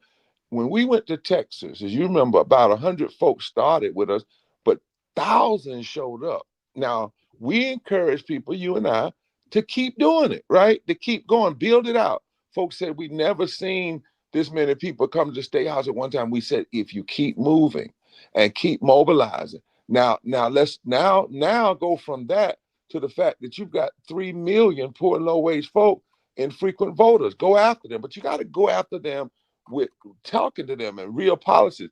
The problem is, Roland, too often we're leaving folk out. And I'm saying to politicians, you can't just run this year on who you're against. What are you for? What's going to happen if you get to be the governor or the senator or whatever? What's going to happen in the first 50 days? What are you going to make happen? And all of us, the organizations, if you've been waiting to do something, I mean, when the big, bad, deadly, ugly, destructive bill, Roland, you were there. Some of us, white and black and other, went to D.C. and made a call. Come now. Come to the rotunda now. They arrested us. I know folks saw it because millions of people saw it online. But do you know some folk were doing something else? I don't know what they were doing. And then after it was over, they said, we didn't know. Now, there's a certain part in which you can't claim ignorance, But let's just say folk didn't. Okay, here we are now, 22 million people. 20 million people are losing health care. That's who you got to organize. That's the power. People are losing food stamps. That's who we must mobilize. So our effort, and I'm saying, Roland, every state ought to have this. And preachers, hear me. You ought to do this in your state. You ought to get thousands and thousands of people, have a massive group, but not just for a day. And then you ought to lay out your plan for micro mobilizing and organizing and civic engagement and voter push in each county. And Roland, you know why we're doing February 11th, 12th, and 13th? It's not just because it's Valentine's Day. It's the first week of early voting, same-day registration. So we're going to be So out there. that's called having a reason, having a rationale in terms of what you're doing, and not just gathering, because you meet and you're pushing people towards something to do something. Because that's when early voting starts in Texas for the March 6th primary. That's it. And I would love it. We're trying to model. It would be an amazing, if there are any folk from Texas right now and preachers down there, you all could do this. Go join us. Do one the same weekend. You can do it and you could do this in 3 weeks. Bayard Rustin didn't have 6 weeks. maybe 8 weeks at the most, to pull off the March on Washington. You can't, what if Texas decided after all of this craziness that you were going to mobilize, and let's say you didn't march 3 days, but you did one somewhere and massively come on February, but your reason is to gin up the energy and the power of people turning out for early voting. In Texas, do you all have same-day registration, Roland? I don't know if We do Texas not does. have, not in Texas. Right. That's right. But see, we do. So what we're saying to folks, while we're marching, the church we're marching from, by the way, is on Martin Luther King Boulevard, St. James Christian Church. My wife's the pastor. The church we're going to end up at is Pullen Memorial Church, which has been a progressive white congregation on the 13th. But what we're saying to folks is the 12th, the 13th, the 14th are all same-day registration early voting. So while we're walking, you march to the polls, and you don't even have to be registered. All you have to do is go and register and vote. And then after that rally, when we really ginned up and taken over the news media and got people's consciousness awakened and gotten people saying, I know what I'm loving, I know what I'm fighting for, they will have another 3 to 4 weeks to push it out.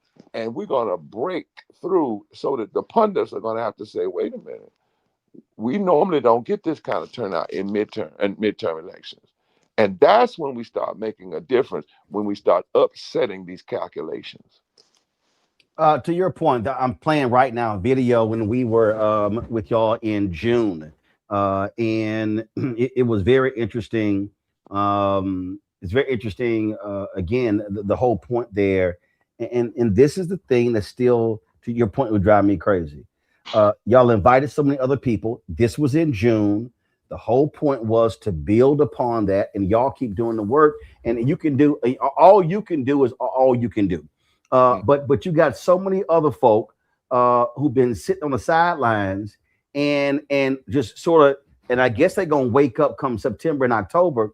And what I have been saying to people repeatedly is, y'all, this ain't how this thing works. You now have to begin to reach people a lot earlier. This is now January. You have to be now planting the seed in January. And you got to till the soil. You got to water that thing in February and March. And they may not vote in the primary, but then you got April and May and June and July and August and September and October. If you do that, you've now spent 7-8 months, what I call educate, enlighten, inform, and engage. And when you do that, the 3 E's in the I, you do that, now all of a sudden you built the resonance, and now people know you've connected the dots. You've talked about healthcare, you talked about SNAP benefits, you talked about job creation, you talked about a living wage, and now you can challenge the candidates. Because look, we want to hold these town halls for the folk who run. Roy Cooper, that's right. We want to have a town hall with him on the Black Star Network in North Carolina, Ossoff in Georgia, Crockett in Texas, the rest of these people. But that's what has to happen. And Roland, and if you do that, you as you said, you actually push to the politicians to have courage and to say what they're for, not just what they're against. And so the other part of what we're doing, we've been in the 1st Congressional District since they did what they did. We filed a suit challenging it as racism, but we also are not in those districts having town halls, all those counties down east. And folks said, well, you need to wait till after Christmas. We said, why? Why did you all wait till after a holiday? We went in Christmas. We're going to do, as a part of this gathering, a 7-stop tour across North Carolina leading up to this, ginning people up, educating people, making sure they know what's going on, doing nonpartisan voter guides that tell on people. We don't tell you who to vote for, but we can tell on them. And then you have to look at it and say, well, I love this, but I don't like this. But you got to do this work early and hard. If we mess around and say, what we're going to do is have a remember March on Washington, wait all the way till August. Now that's after the summer. Then try to gin that out in September and October. I'm not saying some of that won't help, but it's why. And why take it all the way to DC when you can do it in these states Right. and massively in the states. I don't know why we can't get this. DC changed from Birmingham up, from Alabama up, Right. Jackson up, from Montgomery up, from Selma up, not from DC down. And that was where the effort. I was looking the other day, Roland, and I challenged for last thing I'll say. I went back and read the speech that you and I often read, which is the speech Dr. King gave at the State House at the end of the Selma to Montgomery March, when they actually told him that he was going to get shot. They told him don't do that speech, but he did it anyway, and he did it long. I mean, it was longer than the march. I have Enormously Never Again, which we call I Have a Dream. It was like 45 minutes. But in that speech, he makes the point and says, the work that has been done across this nation grew out of the work done in three places: Birmingham, Selma, and Montgomery.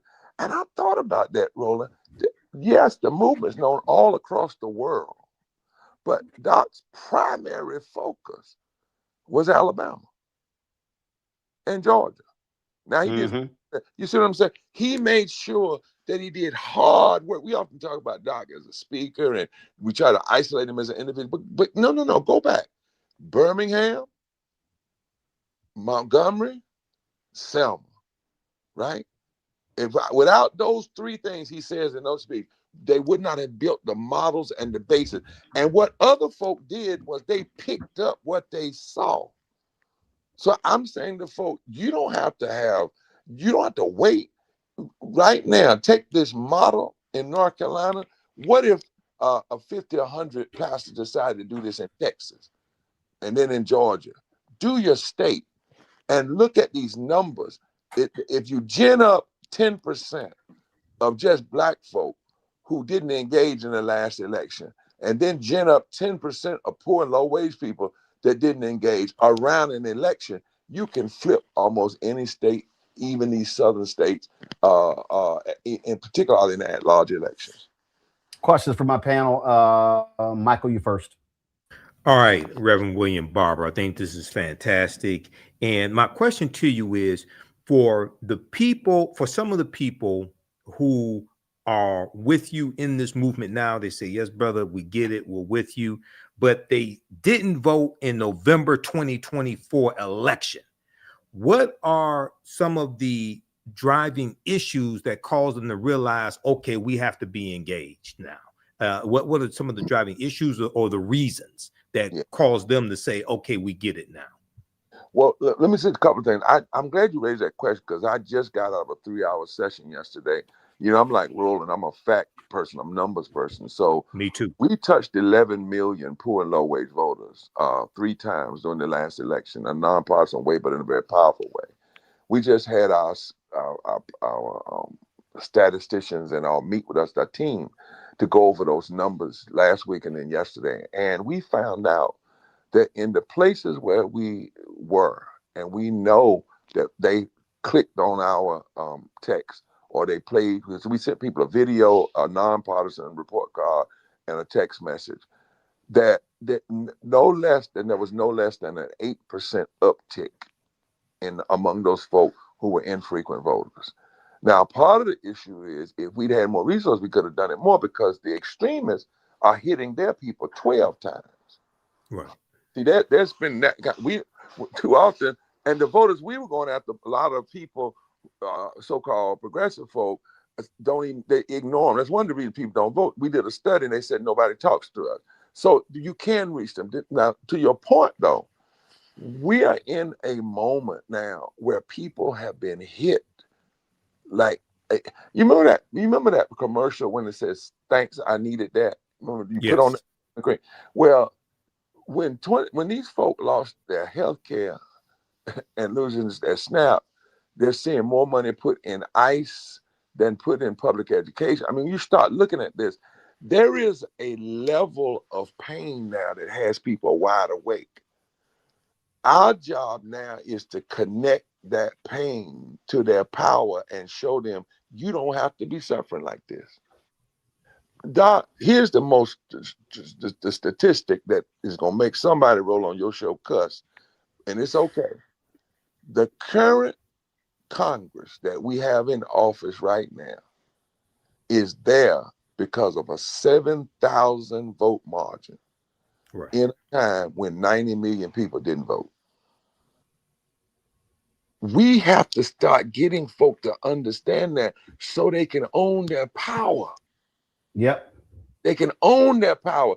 And every time I say that, when I go places and say that, and then I start telling people, did you realize in your state such and such and such that folk will say, well, damn. And that's what I want them to say.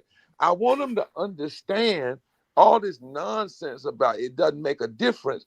It's just nonsense. It's robots lying to you on social media. It's not real people who know the deal. And now in the midst of this, we've got to help folk understand if you love living wages, because right now you got a group of folk, they are thinking about nothing but firing you. If you love health care for everybody, not just access, but actual health care for everybody. If you love a society where we don't have to keep suffering ice raids and we can welcome immigrants. If you love expanded and protected voting rights, if you love a society where the military is checked and not unchecked, and our cities aren't militarized, then you've got to turn that love and that passion into power, and you have it, and it's real and it's possible. That's what I think, my brother, it can help folk who were sitting on the sidelines no longer sit there. And lastly, what's so powerful about this is you don't even have to get 100% of the folk that sat out. In most of these places, if you do the hard numbers, and that's why I'm hoping their preacher groups meeting, I hope they got some statisticians in these meetings and not just saying cute things about Trump. The power is sometimes in as little as an 8% or 10% turnout of the folk that didn't turn out. Absolutely. Matt. Reverend Dr. Barber, my question for you is kind of a cousin of Michael's, and it's how much do you think there's going to be an influx, particularly of white voters who sat on the sideline, maybe who were Trump adjacent or Trump, I don't know, favorable, who didn't participate, who may now be spurred into participation because of economic issues, law enforcement issues? What is your thought on that and how that might affect either the midterms or just the ability to galvanize people actually getting out? Well, remember Dr. King said the greatest fear of the greedy oligarchy in this country is for the masses of poor black people and poor low-wage white people and others to join together and form a voting bloc that can fundamentally shift the economic architecture. He knew that in 65, which is why Dr. King began to mobilize black and white and brown and native and others. The reality is, I'm gonna give you a stat that there's a study that came out that said 19 million Biden voters didn't vote. That voted for Biden didn't vote for Trump, didn't vote for Kamala, but voted for Trump. Didn't vote. But when they asked them, the number one reason they didn't vote was there was not a clear mentioning of how poor and low wage people would be addressed, particularly on the issue of living wages and health care. Now, that's a study that just recently came out. We found out in another study that Trump only got 51% of poor and low wage voters.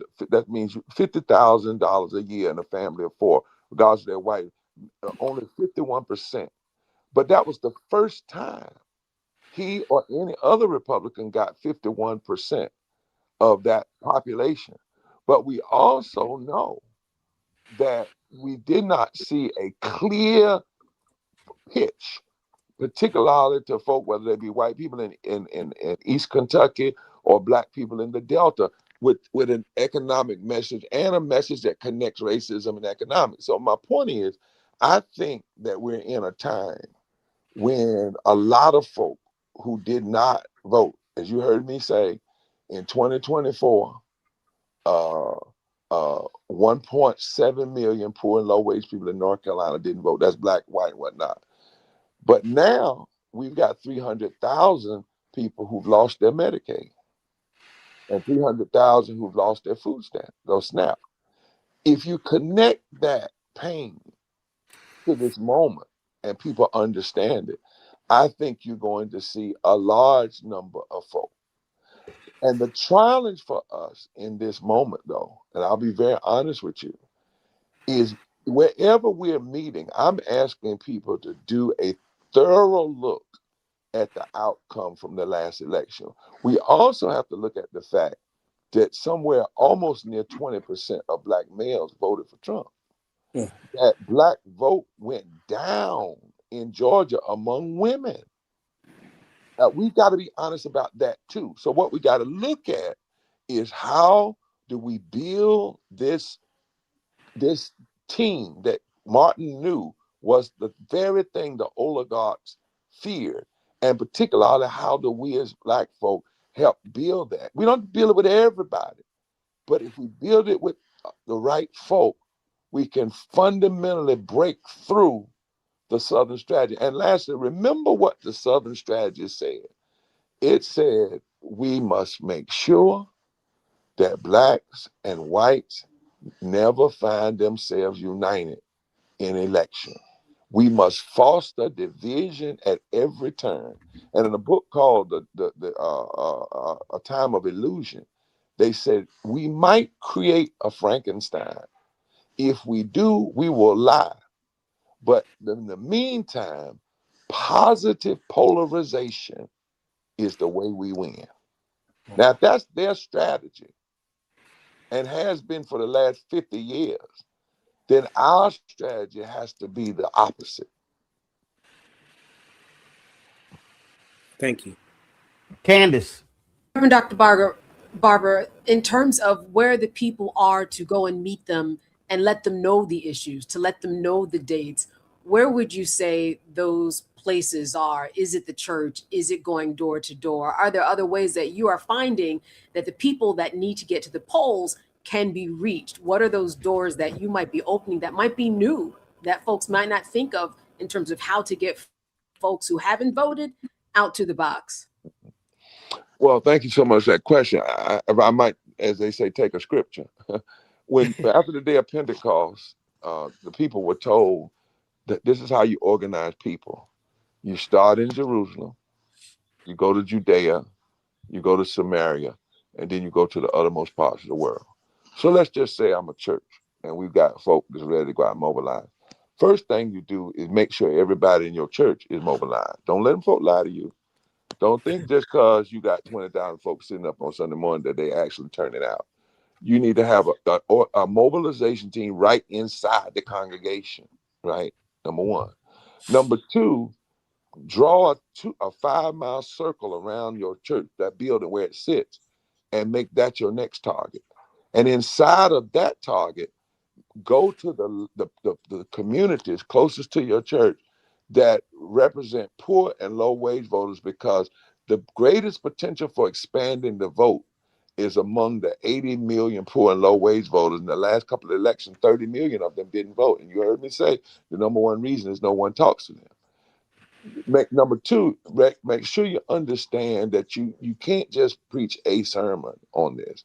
It has to be strategic. And then you must take the church into the street. I don't believe in just like preaching in the pulpit. Wherever there's places in the hood, places in communities. And remember, when I say poor and low wage and low wealth, I'm not talking about somebody just, $20,000 a year in a family. From $50,000 in a family for down is where we've got them. 50,000 down. So wherever those pockets are, and if you're mobilizing, in other words, we also have to mobilize from the Delta to Appalachia, from the Delta to Appalachia. I'll tell you a quick story and I'll stop. When Bashir won in Kentucky, y'all know the new guy. We were mobilizing in Kentucky, in Louisville, and in Hazard County. Now, you know the Dukes of Hazzard, right? Yes. Folks said, Barbara, you are crazy. They're going to get you out there in Hazard. But what folk didn't know is that in Hazard County and Harlan County, those are the counties from which Justice Harlan came, who was the only Supreme Court justice to vote against Plessy versus Ferguson. They didn't realize that Harlan County and Hazard County are the counties where the song "Which Side Are You On" was written by a white woman who challenged the coal bosses and the government people who were dropping bombs on top of the miners, black and white miners, who were working together in those coal mines. So we went out there and we mobilized and we showed people how they were being fooled and bamboozled, and we challenged anybody who was running to come out there. We didn't endorse a candidate. When we left, Bashir heard the challenge and started changing his schedule. And he didn't just go to Lexington and Louisville. He started going out, not sending somebody, but going out to those counties. And we kept mobilized. Do you know that 4 of those 6 counties flipped in Kentucky? And he unseated an incumbent Republican governor in Kentucky. And the night that he won, he paid homage to what he had learned in the movement. He said, I found out this in running this time that some issues aren't black versus white, they are right versus wrong. Some issues aren't Republican versus Democrat, they are right versus wrong. Some issues are not partisan, they are moral. And he committed to felony reenfranchisement. He committed to restore health care, because he found out a lot of those folk in Eastern Kentucky lost their health care, right? It wasn't just black folk. He found out, but he also found out that raising wages and union, and guess what? He's won a second term.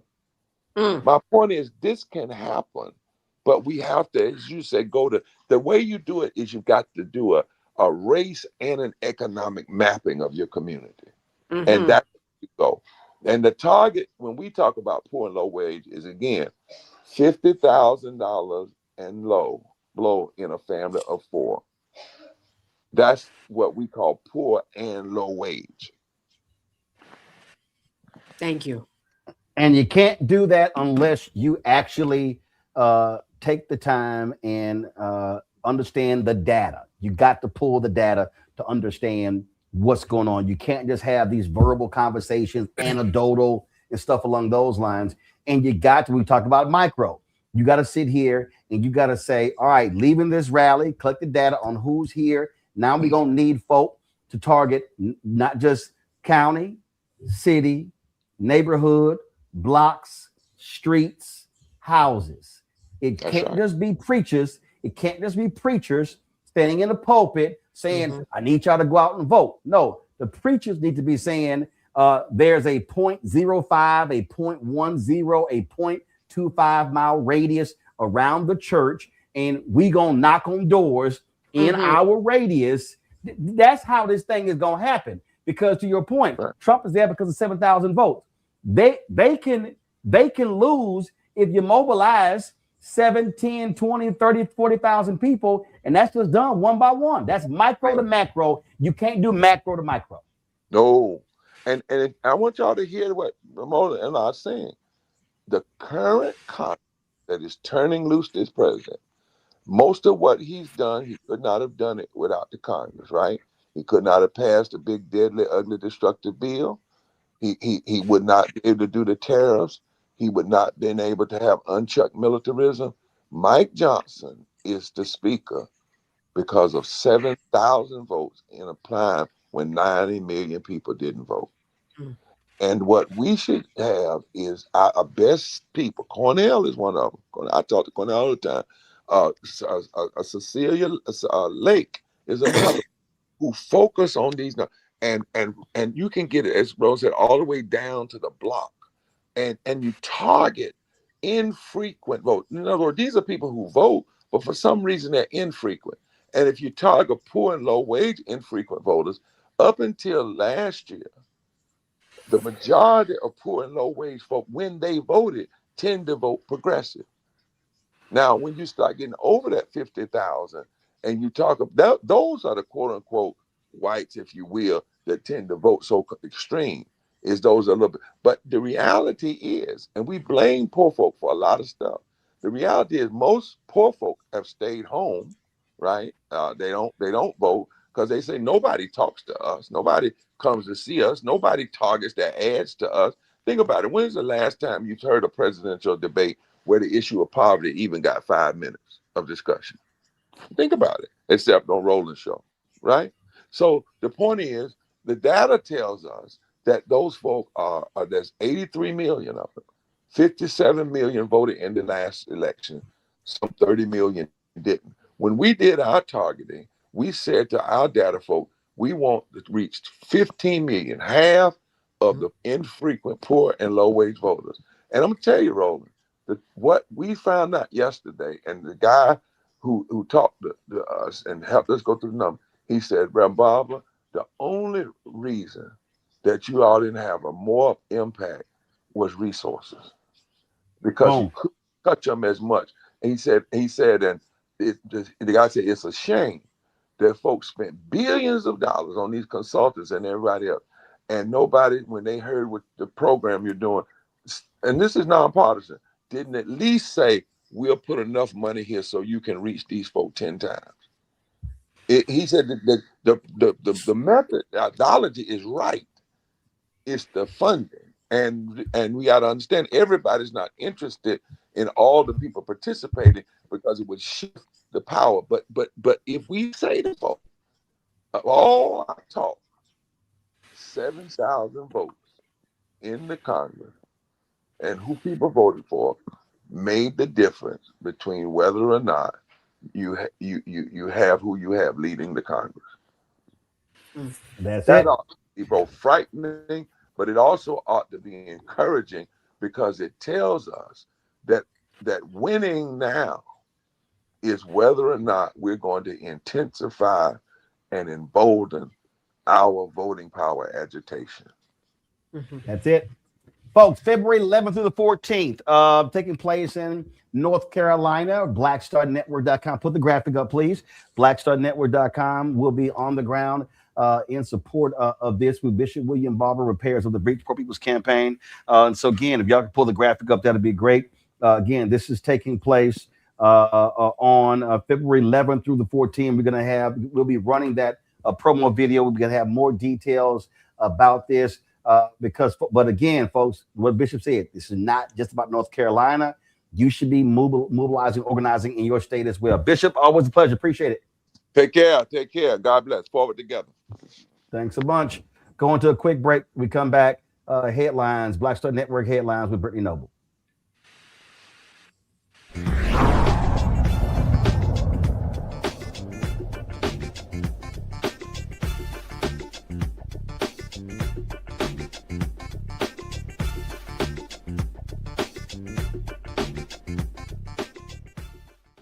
If in this country right now, you have people get up in the morning and the only thing they can think about is how many people they can hurt, and they got the power, that's the time for mourning.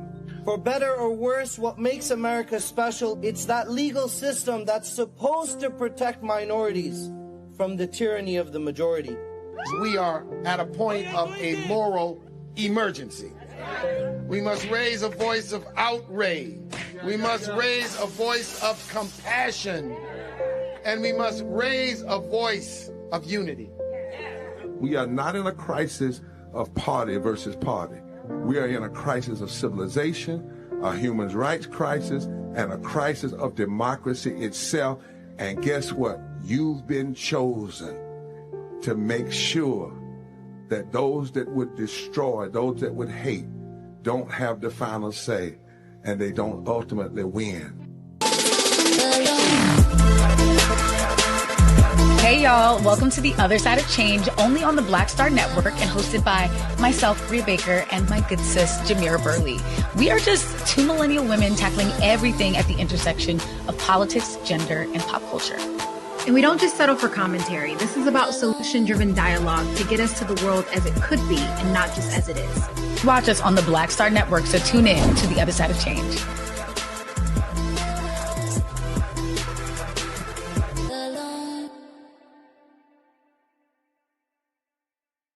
Melanie Campbell, National Coalition on Black Civic Participation and Black Women's Roundtable. And we are watching Roland Martin Unfiltered all day, every day, 24/7. Spread the word.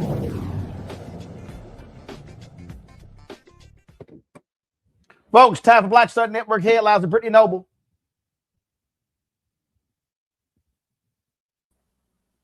Muted. Brittany, you're muted.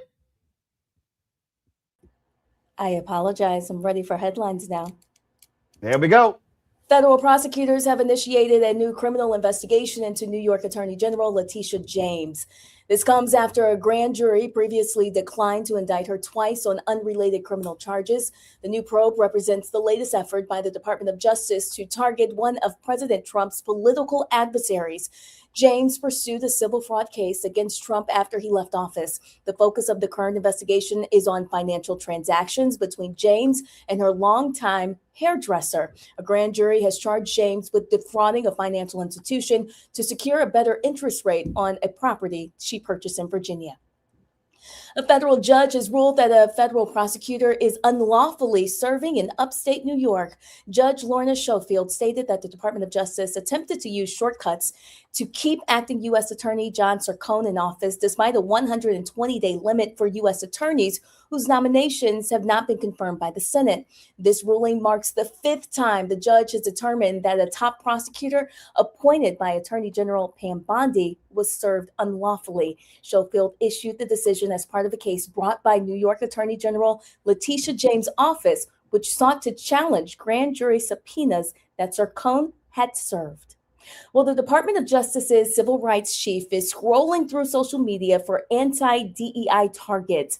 Hermet Dillon is reportedly using personal social media activity to identify people or entities who express anti-DEI views, potentially as a basis for investigation or legal action. Career attorneys in the DOJ Civil Rights Division typically rely on formal complaints and meticulous evidence vetting to pursue cases. Using social media as a primary source for identifying targets hinges on the First Amendment's protection of free speech and is seen as an unconventional, potentially biased method. Well, a federal judge has dismissed the police reform agreement in Louisville that was related to Breonna Taylor's case. The proposed agreement for police reform, which aimed to establish federal oversight, is coming to an end after several years of effort. This proposal was initiated following the 2020 killing of Breonna Taylor, who was shot by police while she was sleeping in her bed. The judge ruled that the court-enforced settlement could not proceed after the Department of Justice withdrew its support earlier this year. The judge stated that the responsibility for ensuring that the Louisville police comply with the federal law should rest with the city's elected representatives. And Indiana University has canceled the 57th annual Martin Luther King Jr. dinner in Indianapolis, citing budget constraints. The Black Student Union has received formal notification that the event will not take place at the end of the fall semester due to insufficient funding. This decision has frustrated the Black Student Union, which believes it reflects deeper issues and a lack of representation of Black voices in the university's decision-making process. They also suggest that the current political climate may be influencing this decision, claiming that the university is using budgetary excuses to undermine Black traditions under vague justifications. And a North Carolina town is addressing a historic injustice by returning land to the Cherokee Indians. The town of Franklin voted unanimously to return the Naquazi Mound to the Eastern Band of Cherokee Indians. This decision is significant because the mound is the largest unexcavated mound in the Southeast and holds profound spiritual importance for the Cherokee people. The site has been previously owned for about 200 years and was part of a Cherokee mother town before the founding of the United States. The City Council's decision reflects the tribe's commitment to reclaiming ancestral territory and preserving cultural heritage. The next steps will involve the Tribal Council agreeing to take control of the land, initiating the legal process to transfer the title, and ensuring that the site is managed responsibly by the tribe. Roland? All right, Brittany, we appreciate it. All right, Michael, Candace, as well as Matt. My goodness, there were a couple of congressional hearings this week that were pretty wild. And we showed you Congresswoman Jasmine Crockett and some others, but whoo, man, did Congresswoman Summer Lee of Pennsylvania get into it with James Comer? Watch this. So many people on this committee have already articulated, nobody here believes that rooting out fraud and waste and abuse is not a top priority of this committee, of our caucus, of their conference. It is. If you're on this committee, it is the top charge that we all undertake incredibly seriously. But I think, like so many things with the modern Republican Party, it's like you're skulking right around the edge of things, but too often, your bigotry, the Republican Party's own bigotry, is imprisoning them and keeping them from ever actually doing something that helps, not harms, the American people. And this is another one of those instances, right? When it's a person of color, if it's 2 or 3, it's a pattern, and the entire community must be indicted. But if it's 100 Republicans, it's just not bad. Neither here nor there, because it's important. That's why we have routinely held hearings where we actually go over with the Government Accountability Office their high-risk list. We take it seriously. But the tone of this hearing seems to be a hypocritical witch hunt. It's hard to take it as anything but that, rather than an actual oversight effort. Our federal government currently has the tools to catch and prevent waste, fraud, and abuse. It's how the alleged fraud in Minnesota was caught by the Biden administration in the first place. Mr. Blue, as a former federal prosecutor, you're familiar with some of the tools that we have, correct? Yes. Just briefly, could you please verify the following tools for me? Yes or no? Does the Government Accountability Office work to reduce waste, fraud, and abuse? Yes. Do inspectors generals work towards these goals? Absolutely. What about the Council of the Inspectors General on Integrity and Efficiency? Yes. Are whistleblowers important to rooting out waste, fraud, and abuse? Absolutely. Has the Trump administration helped or hurt these tools? Certainly hurt it by disbanding the Council for Inspectors General and then ultimately firing 19 IGs. Thank you. That's right. Again and again, Trump has attacked the oversight mechanisms within the federal government. He illegally fired 17 inspectors general and other key personnel. He goes after whistleblowers and he tries to roll back their protections. He routinely ignores the rampant corruption within his own administration. Republicans have turned a blind eye to all of this. They have held no hearings on these actions. And this hearing today isn't even about fraud generally within the federal benefits system, which we would welcome. Republicans have cherry-picked a blue state and an immigrant population, vulnerable, to demonize. To be clear, Minnesota is not the only state with a fraud problem. To truly tackle waste, fraud, and abuse, we need to approach the issue with a scalpel, not a mallet. Discovering that people are committing fraud in the federal program does not mean we should smash the whole thing and end it. It means its oversight mechanisms need to be improved. That's why it's so disappointing to see that the Minnesota House Fraud Prevention Committee that our witness, the Honorable Kristen Robbins, chairs, has issued no reports on these uncovered schemes. It hasn't advanced any legislation to address the issue or even shared whistleblower reports with their Democratic colleagues. They've just held a bunch of hearings and generated headlines, something our committee is all too familiar with. This hearing is not an effort by Republicans to improve social service programs. It's an excuse to end them and to punish Democratic-led states. This has always been the plan. It's why Republicans' so-called big, beautiful bill is estimated to cut more than $1 trillion from Medicaid and CHIP benefits and cut SNAP for 40 million people, the very children or folks with disabilities who were mentioned in the opening statements. Trump has also already taken advantage of the situation in Minnesota. After a YouTuber harassed and posted unsubstantiated claims of fraud against child care centers, HHS froze child care funding to Minnesota, which would affect more than 23,000 children. Just yesterday, Trump also froze approximately $10 billion in funding for programs supporting child care, social services, grants, and cash assistance in not only Minnesota, but in other Democratic-led states of California, Colorado, New York, and Illinois. No matter what party we're elected to, we represent the people of our district, Democrat or Republican. We represent as the federal government all people of all states, irrespective of how they voted. That's the charge that I took, and I would like and hope that you all would do the same. When so many of these social service programs are being gutted and defunded, fraud becomes even more harmful, as that means even less money is going to people who need it. People need these programs. This situation should be an opportunity to take a deep look at the programs and improve their oversight abilities, not an excuse to cut them entirely. If we care about the most vulnerable, if we care about the most marginalized, this is an opportunity to do so, and I welcome us to actually do that one day. Thanks, I yield back. Ms. Lee, the IGs are hired to identify fraud. They haven't identified fraud. The IGs have failed. But anyway. You all have failed. No, you all continue to fail. We've done nothing. You've had the gavel, Mr. Comer. We barely do hearings on anything that actually affects change. You have power here, and yet you don't do anything. Yes, he actually initiated this, sir, but thank you so much for your opinion. You have failed. I yield it back. Chair recognizes Mr. Perry from Pennsylvania for 5 minutes. Thank the chair. Oh, that's how you get that ass, Matt. Yeah, and that's how you show receipts. I mean, you know, look, this is the same kind of cognitive dissonance we always talk about on the show, but they're the first ones, Republicans primarily, to talk about, you know, rule of law, you know, the process, the whole deal. And then you gut the oversight for that. If you really wanted that, then you would beef up those processes, not remove them. And, you know, I'm glad that she called that out. I'm glad that she specifically said, you know, don't you already have weren't there mechanisms that were supposed to root out what you're claiming is this fraud and abuse and waste? And if you get rid of those, then you're talking out of both sides of your head. And we know that the administration has been doing that. We also know that DOJ, from my understanding, did not post the results that it was talking it was going to have. So that's all lip service. It's all rhetoric. And I think that rhetoric is not going to bode well for them when it comes to the midterm, because what people are actually seeing is inflated cost, and they are not seeing cheaper groceries as they were promised they would be seeing very shortly upon Mr. Trump's return. Michael?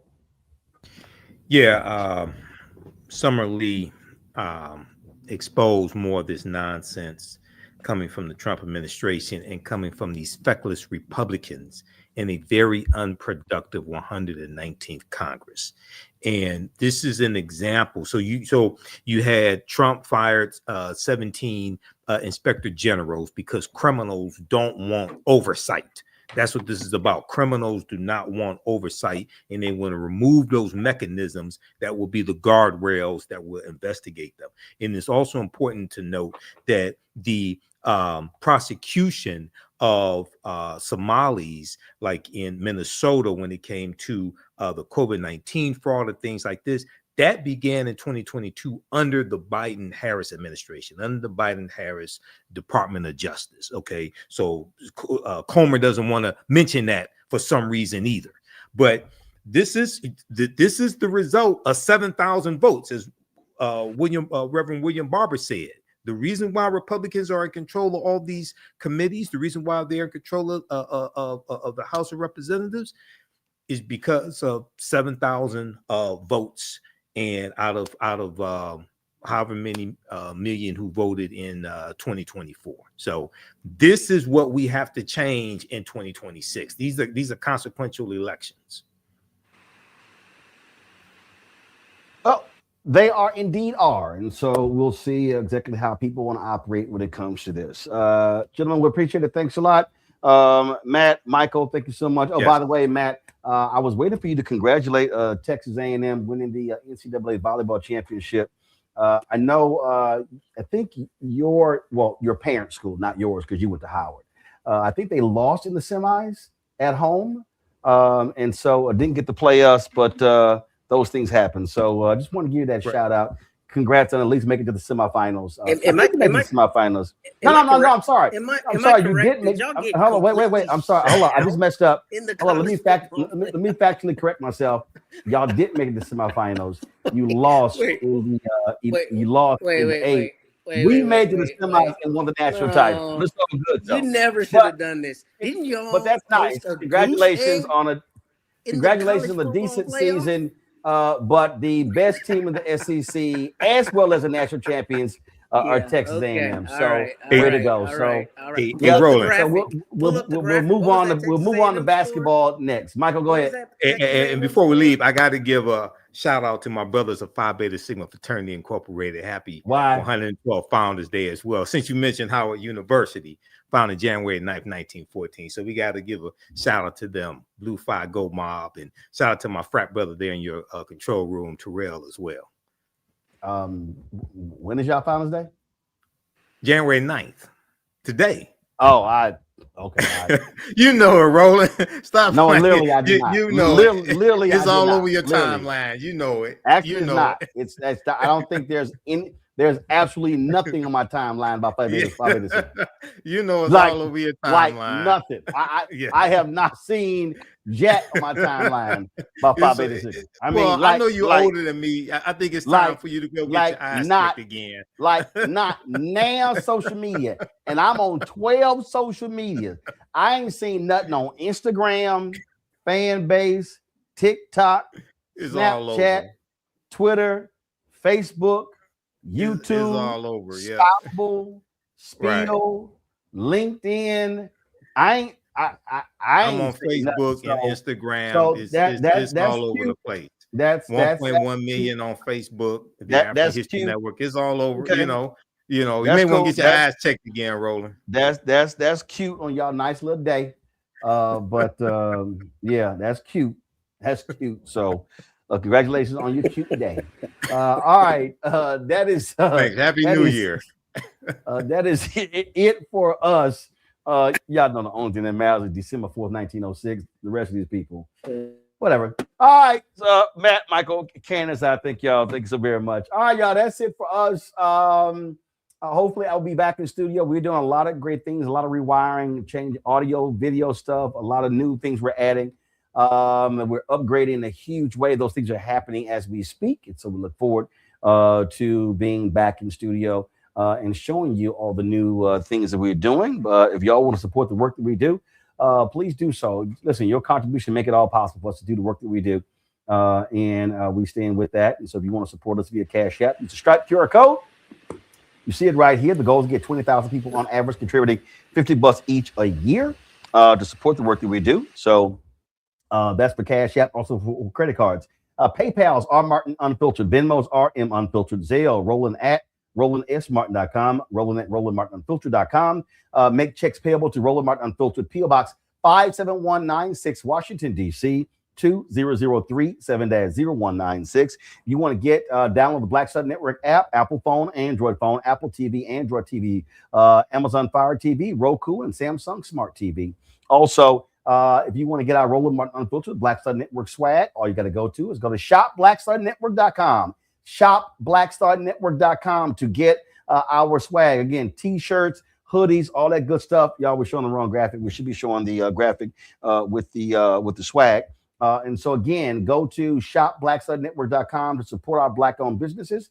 All those products you see on the website as well. All those are available at shopblackstarnetwork.com. And so please check them out as well. And folks, we're almost at the goal of raising $17 million for fan base. So simply go to, first of all, download the app, some great features, and download the app. But you can also, if you want to invest, get more information at startengine.com/fanbase.